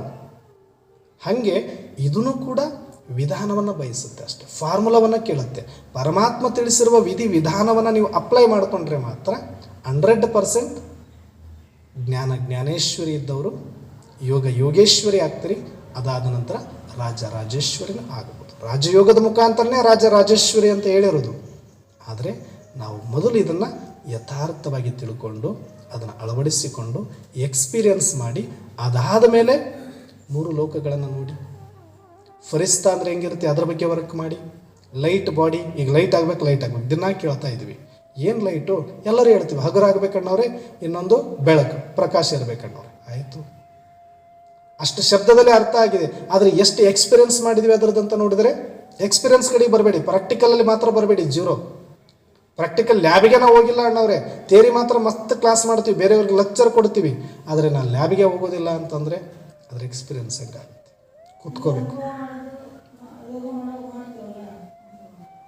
ಅದು ಹೇಳ್ತಾ ಇದ್ದೀನಲ್ಲಮ್ಮ, ಮೊದಲು ಆತ್ಮದ ಅನುಭವನೇ ಆಗಬೇಕು. ಇದೇ ಆಗಿಲ್ಲ ಅಂದರೆ ಇನ್ನು ಪರಮಾತ್ಮ ಇಲ್ಲಿ ನಿಮಗೆ ಪರಮಾತ್ಮನ ಸ್ವರೂಪ ಕಾಣೋದು ಯಾವಾಗ? ಪರಮಾತ್ಮನ ಅಷ್ಟು ದೊಡ್ಡ ಅನುಭವ ಆಗಬೇಕು, ಅಷ್ಟು ದೂರ ಹೋಗಬೇಕು, ಮನಸ್ಸಲ್ಲಿ ನಿಲ್ಲಬೇಕು ಅಂದರೆ ಮೊದಲು ಇದನ್ನು ಸ್ಪಷ್ಟಪಡಿಸಿಕೊಳ್ಳಿ. ನಮಗೆ ಅದನ್ನೂ ಬೇಕಿಲ್ಲ, ಫಸ್ಟ್ ಇದು ಮಾಡ್ಕೊಳ್ಳಿ. ಯಾಕಂದ್ರೆ ಬಿಡಬೇಕಾಗಿರೋದು ನಾವು ಶರೀರದಿಂದ, ಆತ್ಮ ಮೊದಲು ಭಿನ್ನ ಆಗಬೇಕಾಗಿರೋದು, ಅಶರೀರಿ ಆಗಬೇಕಾಗಿರೋದು ಈ ಶರೀರದಲ್ಲೇ. ನಾವು ಬಿಡಿಸ್ಕೊಂಡು ಹೋಗೋದು ಅಭ್ಯಾಸ ಆದಮೇಲೆ ನಾವು ಆರ್ಬೋದು, ಅಲ್ಲಿ ಕುಂದಿರ್ಬೋದು, ಎಲ್ಲಿ ಬೇಕಾದರೂ 3 ಲೋಕನೇ ಓಡಾಡ್ಬೋದು ಆಮೇಲೆ. ಆದರೆ ಇದು ಗಮ್ಮೆ ಕಿತ್ಕೊಂಡು ಬಂದಿಲ್ಲಲ್ಲ ನೀವು. ಚೇರ್ ಮೇಲೆ ಫೆವಿಕಲ್ ಹಾಕಿ ನಿಮ್ಮನ್ನು ಕುಂದಿರಿಸಿಬಿಟ್ರೆ, ನಾನು ಅಲ್ಲಿ ಕೂತ್ಕೊಂಡು ಹೋಗಿದ್ದೀನಿ ಅಂದರೆ ನಿಮಗೆ ಇಲ್ಲಿ ಗಮ್ಮೆ ಬಿಟ್ಟಿಲ್ಲ, ನೀವು ಎಲ್ಲಿ ಆರ್ತೀರಿ ಮೇಲೆ. ಈ ದೇಹಾಭಿಮಾನದ ಗಮ್ಮಿದೆ, ವಿಕಾರಗಳ ಅಂಟಿದೆ. ಇದು ಹೋಗಬೇಕು ಅಂದರೆ ಕೆಳಗಡೆ ಚೆನ್ನಾಗಿ ಯೋಗದಿಂದ ಕಾಯಬೇಕು, ನಾವು ಕಾಯಿಸಬೇಕು. ಕಾಯಿಸಿದಾಗ ಈ ಗಮ್ಮು ಬಿಡುತ್ತೆ. ಒಳಗಡೆ ಇರೋದೆಲ್ಲ ದೇಹಾಭಿಮಾನದ ಗಮ್ಮು, ವಿಕಾರಗಳ ಅಂಟೇನಿದೆ ಇದು ಬಿಡುತ್ತೆ. ಬಿಟ್ಟ ಮೇಲೆ ಕಂಪ್ಲೀಟ್ ಲೈಟ್ ಆಗ್ತೀನಿ. ಲೈಟ್ ಆದಾಗ ನಿಧಾನಕ್ಕೆ ಬಿಡಿಸ್ಕೊಂಡು ಆರ್ತಾ ಹೋಗ್ಬೋದು. ಅವಾಗ ಆ ಥರ ಪ್ರೋಸೆಸ್ಸಲ್ಲಿ ಹೋಗ್ಬೇಕು ಹೊರತಾಗಿ ಹೋಗೋ ಮನಸ್ಸಂದ್ರೆ ಅದು ಹೋಗುತ್ತೆ. ಇವಾಗೇನು ಅವರು ವಿಕಾರದವ್ರು ಏನು ಮಾಡ್ತಾರೆ? ಅವರು ಬೇಕಾದಷ್ಟು ಮನಸ್ಸನ್ನು ತಿರುಗಿಸ್ತಿದ್ರೆ, ನಾವು ಇಲ್ಲಿ ಮನಸ್ಸು ತಿರುಗಿಸೋದಕ್ಕೆ ನಮಗೆ ರೂಢಿ ಇದೆ, ಅದನ್ನು ನಿಲ್ಲಿಸೋದಕ್ಕೆ ರೂಢಿ ಇಲ್ಲ. ಅದಕ್ಕೆ ಇಲ್ಲಿ ಕೂತ್ಕೊಳ್ಳೋಕ್ಕಾಗಲ್ಲ ನಮಗೆ. ಬುರುಕುಟಿ ಮಧ್ಯದಲ್ಲಿ ಸ್ಥಿರ ಮಾಡ್ರಿ ಅಂದ್ರೆ ಆಗಲ್ಲ. ಹೋಗ್ಬಿಡ್ರಿ ಒಂದು ಸ್ವಲ್ಪ ಹೊರಗೆ 3 ಲೋಕ ಅಂದ್ರೆ ಹೊರಗೆ ಅಡ್ಡಾಡ್ಕೊಂಡು ಬರೋಣ ಅಂತ. ಈಗ ನಿನ್ನೆ ಹೇಳಿದ್ರಲ್ಲ ಧನುವಣ್ಣ, ಇಲ್ಲಿ 18 ದಿನ ಕಟ್ಟಿ ಹಾಕ್ಬಿಟ್ಟಿದ್ರು ಬಾಬಾ, ನನಗೆ ಒಳಗೆ ಬಿಟ್ಟಿದ್ರು. ನಿನ್ನೆ ಒಂದಿನ ಜಗತ್ತು ತೋರಿಸ್ಕೊಂಬರೋಕ್ಕೆ ಒಳಗೆ ಮೆಜೆಸ್ಟಿಕ್ಕಿಗೆ ಕಳಿಸಿದ್ರು ನನಗಂತ. ಹಾಗೆ ಮನಸ್ಸಿಗೆ ಬಾಬಾರವ್ರು ಕೊಟ್ಟಿರೋ ವರ್ಕ್ ಏನು ಅಂದರೆ ಬುರುಕುಟಿಯಲ್ಲಿ ಸ್ಥಿರ ಮಾಡಿ ಅಂತ. ಈಗ ನಮಗೂ ಸ್ವಲ್ಪ ಚಾನ್ಸ್ ಬೇಕಿತ್ತು ಅಡ್ಡಾಡೋಕೆ ಮನಸ್ಸಿಗೆ. ಇಲ್ಲಿ ಕೂತ್ಕೊಂಡ್ರೆ ಇಲ್ಲೇನು ನೋಡುತ್ತದು, ಏನಿದೆ ನೋಡೋಕ್ಕಿಲ್ಲಿ, ಸ್ವಲ್ಪ ಹೊರಗೆ ಬಿಡು ಅಂತ ಕೈತ ಚಾನ್ಸ್ ಸಿಗುತ್ತಲ್ಲ. ಸೂಕ್ಷ್ಮ ಲೋಕಕ್ಕೆ ಹೋಗ್ತೀನಿ. ಯಾಕೆ ಅದಕ್ಕೆ ಹೊರಗೆ ಹೋಗೋಕ್ಕೆ ಈಸಿ, ಅದಕ್ಕೆ ಹೊರಗೆ ಜಗತ್ತು ನೋಡ್ಬೇಕದು. ಹೊರಗೆ ಹೋದ್ಮೇಲೆ ಅದು ಏನು ಮಾಡುತ್ತೋ ದೇವರೇ ಗತಿ, ನಿಮಗೆ ಗೊತ್ತದು ಏನೇನು ಮಾಡುತ್ತೆ ಮನಸ್ಸು ಅಂತ. ಇಲ್ಲಿಂದ ನೀವು ಹೊರಗೆ ತೆಗೆದ್ರಿ ಬುರುಕುಟಿಯಿಂದ ಅಂದರೆ ಮಸ್ತ್ ಅಡಾಡ್ಕೊಂಡು ಹೋಗುತ್ತದು. ನೀವು ಅನ್ಕೊಳ್ತೀರಿ ಸೂಕ್ಷ್ಮತ ಅಂತ, ಅದು ಏನು ಬೇಕೋ ಎಲ್ಲ ಓಡಾಡ್ಕೊಂಡೇ ಬಂದಿರುತ್ತೆ ಅಲ್ಲಿಗೆ. ಅದ್ರ ಕೆಲಸ ಮುಗಿಸಿ ಬರ್ತೀವಿ. ಮನೆಗೆ ಮಕ್ಕಳು ಇರ್ತಾರೆ ಅಂದರೆ ಶಾಪಿಗೆ ಹೋಗ್ಬಾ ಅನ್ನೋದಷ್ಟೇ ಬೇಕು ಅವಕ್ಕೆ. ಏನಾದರೂ ಮನೇಲಿ ಅಮ್ಮ ತರಕಾರಿ ಕಳಿಸಿದ್ರೆ ಸಾಕು, ಹೊರಗಡೆ ಹೋದಾಗ ಚಾಕ್ಲೇಟ್ ಬೇಕು, ಐಸ್ ಕ್ರೀಮ್ ಬೇಕು, ಇನ್ನೊಂದು ಬೇಕು, ಮತ್ತೊಂದು ಬೇಕು, ನೆಪ ಮಾತ್ರ ಹೊರಗಡೆ ಹೋಗೋದಕ್ಕಷ್ಟೇ. ಆದ್ರೆ ತನ್ನ ಕೆಲಸ ಮಾಡಿಕೊಂಡು ಮನೆಗೆ ಬರುತ್ತೆ ಆ ಮಗು. ಹಾಗೆ ಮನಸ್ಸನ್ನು ನೀವು ಹೊರಗಡೆ ಕಳಿಸ್ಬಿಟ್ರಿ ಅಂದರೆ ಸೂಕ್ಷ್ಮತನಕ್ಕೆ ಹೋಗೋದ್ರೊಳಗೆ ತನಗೇನು ಬೇಕೆಲ್ಲ ಕೆಲಸ ಮಾಡ್ಕೊಂಡಿರ್ತದೆ. ಎಷ್ಟು ಸಂಕಲ್ಪ ಬರಬೇಕು, ಎಷ್ಟು ವಿಕಲ್ಪ ಬರಬೇಕು, ಎಷ್ಟು ವ್ಯರ್ಥ ಬರಬೇಕು, ಎಷ್ಟು ನೆಗೆಟಿವ್ ಬರಬೇಕು, ಎಲ್ಲ ತೊಗೊಂಡು ಪರಮಧಾಮಕ್ಕೆ ಹೋಗೋದ್ರೊಳಗಡೆ ಮತ್ತೆ ಅಲ್ಲಿ ಹೋಗಿ ಕೂತ್ಕೊಂಡ ಮೇಲೆ ಎಷ್ಟು ವ್ಯರ್ಥ ಆಯಿತು ಅಂತ ಮತ್ತೆ ಅದ್ರ ಬಗ್ಗೆ ಯೋಚನೆ ಮಾಡಬೇಕು. ಅದಕ್ಕೆ ಯಾಕಂದ್ರೆ ಅದಕ್ಕೆ ನಿಂದ್ರೋದು ಕಷ್ಟ, ಕೂತ್ಕೊಳ್ಳೋದು ಕಷ್ಟ ಇದೆ. ನಿಮಗೆ ಮತ್ತೆ ಹರಿದಾಡ್ಸೋಕ್ಕೆ ಈಸಿ, ಅದಕ್ಕೆ ಮತ್ತೆ ನೀವು 3 ಲೋಕಕ್ಕೆ ಕೂಡೋಗ್ಬಿಡ್ತೀರಿ ಜಲ್ದಿ. ಆದರೆ ಫಸ್ಟ್ ಎಕ್ಸ್ಪೀರಿಯೆನ್ಸು ಇಲ್ಲಿ ಕೂಡಿಸೋದು ಮಾಡಿ, ಮನಸ್ಸನ್ನು ಅದನ್ನು ಸ್ಥಿರ ಮಾಡಿ, ಅದನ್ನು ನಿಲ್ಲಿಸಿ, ಅಲ್ಲಿ ಪಾಸಾಗಿ ನೀವು ಹೇಳಿದಾಗ ಅಲ್ಲಿ ಹೋಗಂದ್ರೆ 1 ಸೆಕೆಂಡಲ್ಲಿ ಹೋಗಿ ಮತ್ತೆ ಅಲ್ಲಿ ಕೂತ್ಕೊಂಡ್ಬಿಡ್ಬೇಕದು. ನೀವು ಹೋಗೋಕ್ಕೆ 1 ಗಂಟೆ ಟ್ರಾವೆಲ್ ಮಾಡ್ತೀರಿ, ಯಾಕಂದ್ರೆ ಸೈಡ್ ಸೀನ್ಸ್ ನೋಡಬೇಕಲ್ಲ. 1 ಗಂಟೆ ಯಾಕೆ ಜರ್ನಿ ಬೇಕು ನಮಗೆ ಅಂತಂದರೆ, ಈ ಫ್ಲೈಟಲ್ಲಿ ಹೋಗ್ತೀವಿ ನಾವು, ಇಲ್ಲಿ ಎತ್ತಿಬಿಟ್ಟು ಅಲ್ಲಿ ಇಳಿತೀವಿ, ಏನು ನೋಡೋಕ್ಕಿರಲ್ಲ. ಅದೇ ಟ್ರೈನಲ್ಲಿ ಹೋದರೆ ಇದು ಬಸ್ ಸ್ಟ್ಯಾಂಡ್ ಯಾವುದು, ಇದು ಯಾವ ಜಂಕ್ಷನ್ನು, ಇದು ಯಾವ ಊರು, ಇದು ಯಾವ ಸ್ಟೇಟು ಅಂತ ಎಲ್ಲ ನೋಡ್ತೀವಿ. ಅದೇ ಫ್ಲೈಟಲ್ಲಿ ಹೋದರೆ ಇಲ್ಲಿ ಟಕ್ ಅಂತ ಹತ್ತುತ್ತಾರೆ, ಅಲ್ಲಿ ಹೋಗಿ ಇಳಿಸ್ಬಿಡ್ತಾರೆ, ನಮಗೇನು ಕಾಣಿಸೋದೇ ಇಲ್ಲ, ಏನು ಗೊತ್ತಾಗೋದಿಲ್ಲ. ಹಾಗೆ ಆ ಥರ ರೆಡಿಯಾಗಿರ್ಬೇಕು ನೀವು. ಒಳ್ಳೆ ಪರಮಧಾಮಕ್ಕೆ ಹೋಗ್ತೀವಿ ಅಂದರೂ ಕೂಡ 1 ಸೆಕೆಂಡಲ್ಲಿ ಹೋಗಿ ಅಂತಲೇ ಬಾಬಾ ಹೇಳೋದು ನಿಮಗೆ. ನಡಕ್ಕೆ ಸ್ವಲ್ಪ 2 ಸೆಕೆಂಡ್ ಕೊಟ್ಟರು ಮತ್ತೆ ಇವರು ಸೈಡ್ ಸೀನ್ ನೋಡ್ಕೊಂಬರ್ತಾರೆ ಅಂತ ಬಾಬನಿಗೂ ಗೊತ್ತು. ಸೈಡ್ ಸೀನ್ ನೋಡೋಕ್ಕೆ ನೀವು ನನ್ನ ಹತ್ರ ಬರಬೇಡಿ. ಅದಕ್ಕೆ ಆತ್ಮ ಅಂತ ಬಿಟ್ಟ ತಕ್ಷಣವೇ ಸೂಕ್ಷ್ಮತನಕ್ಕೆ 1 ಸೆಕೆಂಡಲ್ಲಿ ಹೋಗ್ಬಿಡ್ಬೇಕು. ಇಲ್ಲ, ಪರಮಾತ್ಮನ ಹತ್ರ 1 ಸೆಕೆಂಡ್ ಹೋಗ್ಬೇಕು. ಎಷ್ಟು ಸೆಕೆಂಡ್ ವೇಸ್ಟ್ ಆಗಬೇಕು? 2 ಸೆಕೆಂಡು ಅಷ್ಟೇ.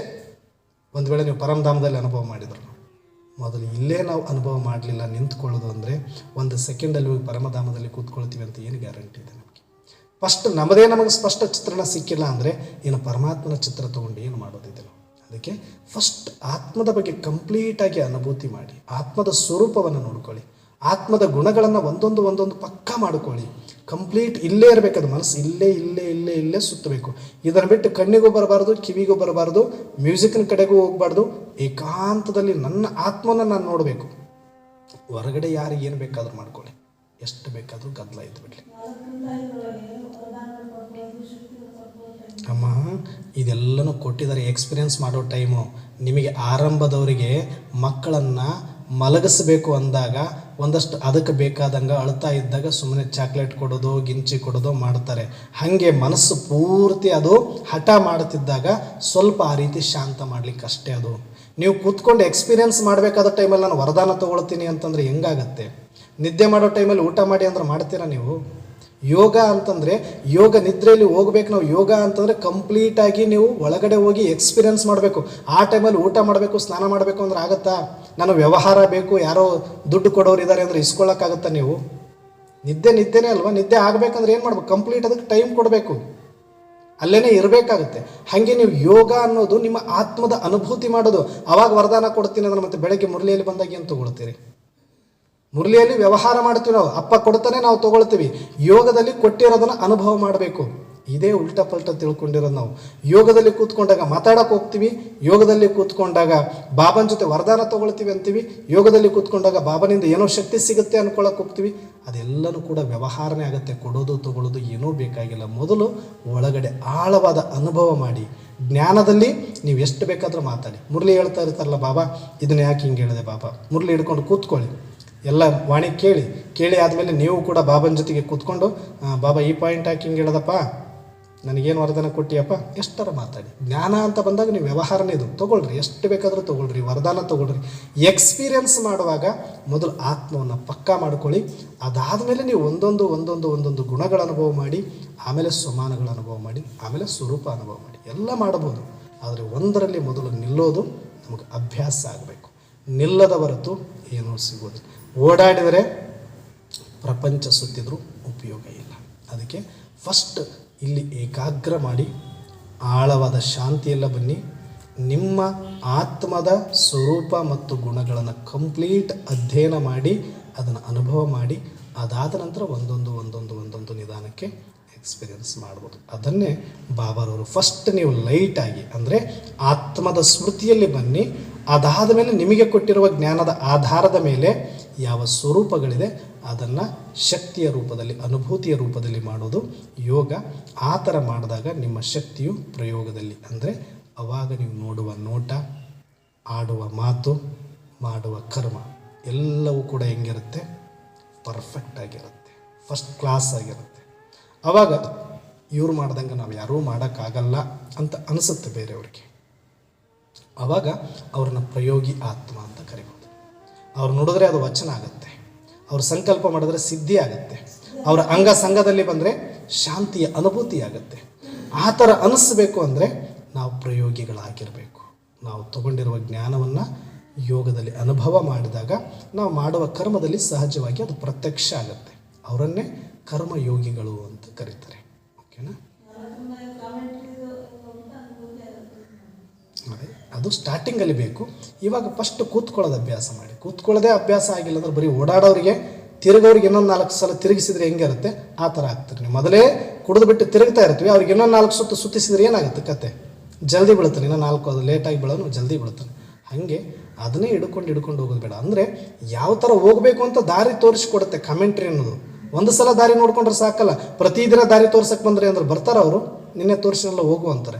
ಕಾಮೆಂಟ್ರಿ ಅನ್ನೋದು ಏನೂ ಗೊತ್ತಿಲ್ಲ, ಫ್ರೆಶ್ ಆಗಿ ಈಗ ಧನುವಣ್ಣ ಜ್ಞಾನಕ್ಕೆ ಬಂದಿದ್ದಾರೆ.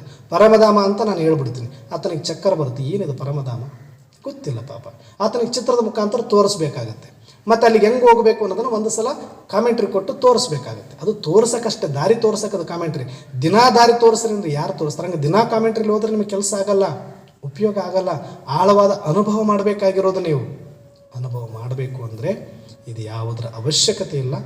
ಆಳವಾದ ಮೌನದಲ್ಲಿ ಏಕಾಂತವಾಗಿ ಆತ್ಮಿಕ ಸ್ಥಿತಿಯನ್ನು ಅನುಭವ ಮಾಡಿ ಪ್ರಯೋಗಿ ಆತ್ಮ ಆಗೋಣ ಅಂತ ಹೇಳ್ತಾ ಇವತ್ತಿನ ಚಿಂತನೆಯನ್ನು ಮುಕ್ತಾಯ ಮಾಡ್ತಿದ್ದೆ. ಅಚ್ಚ.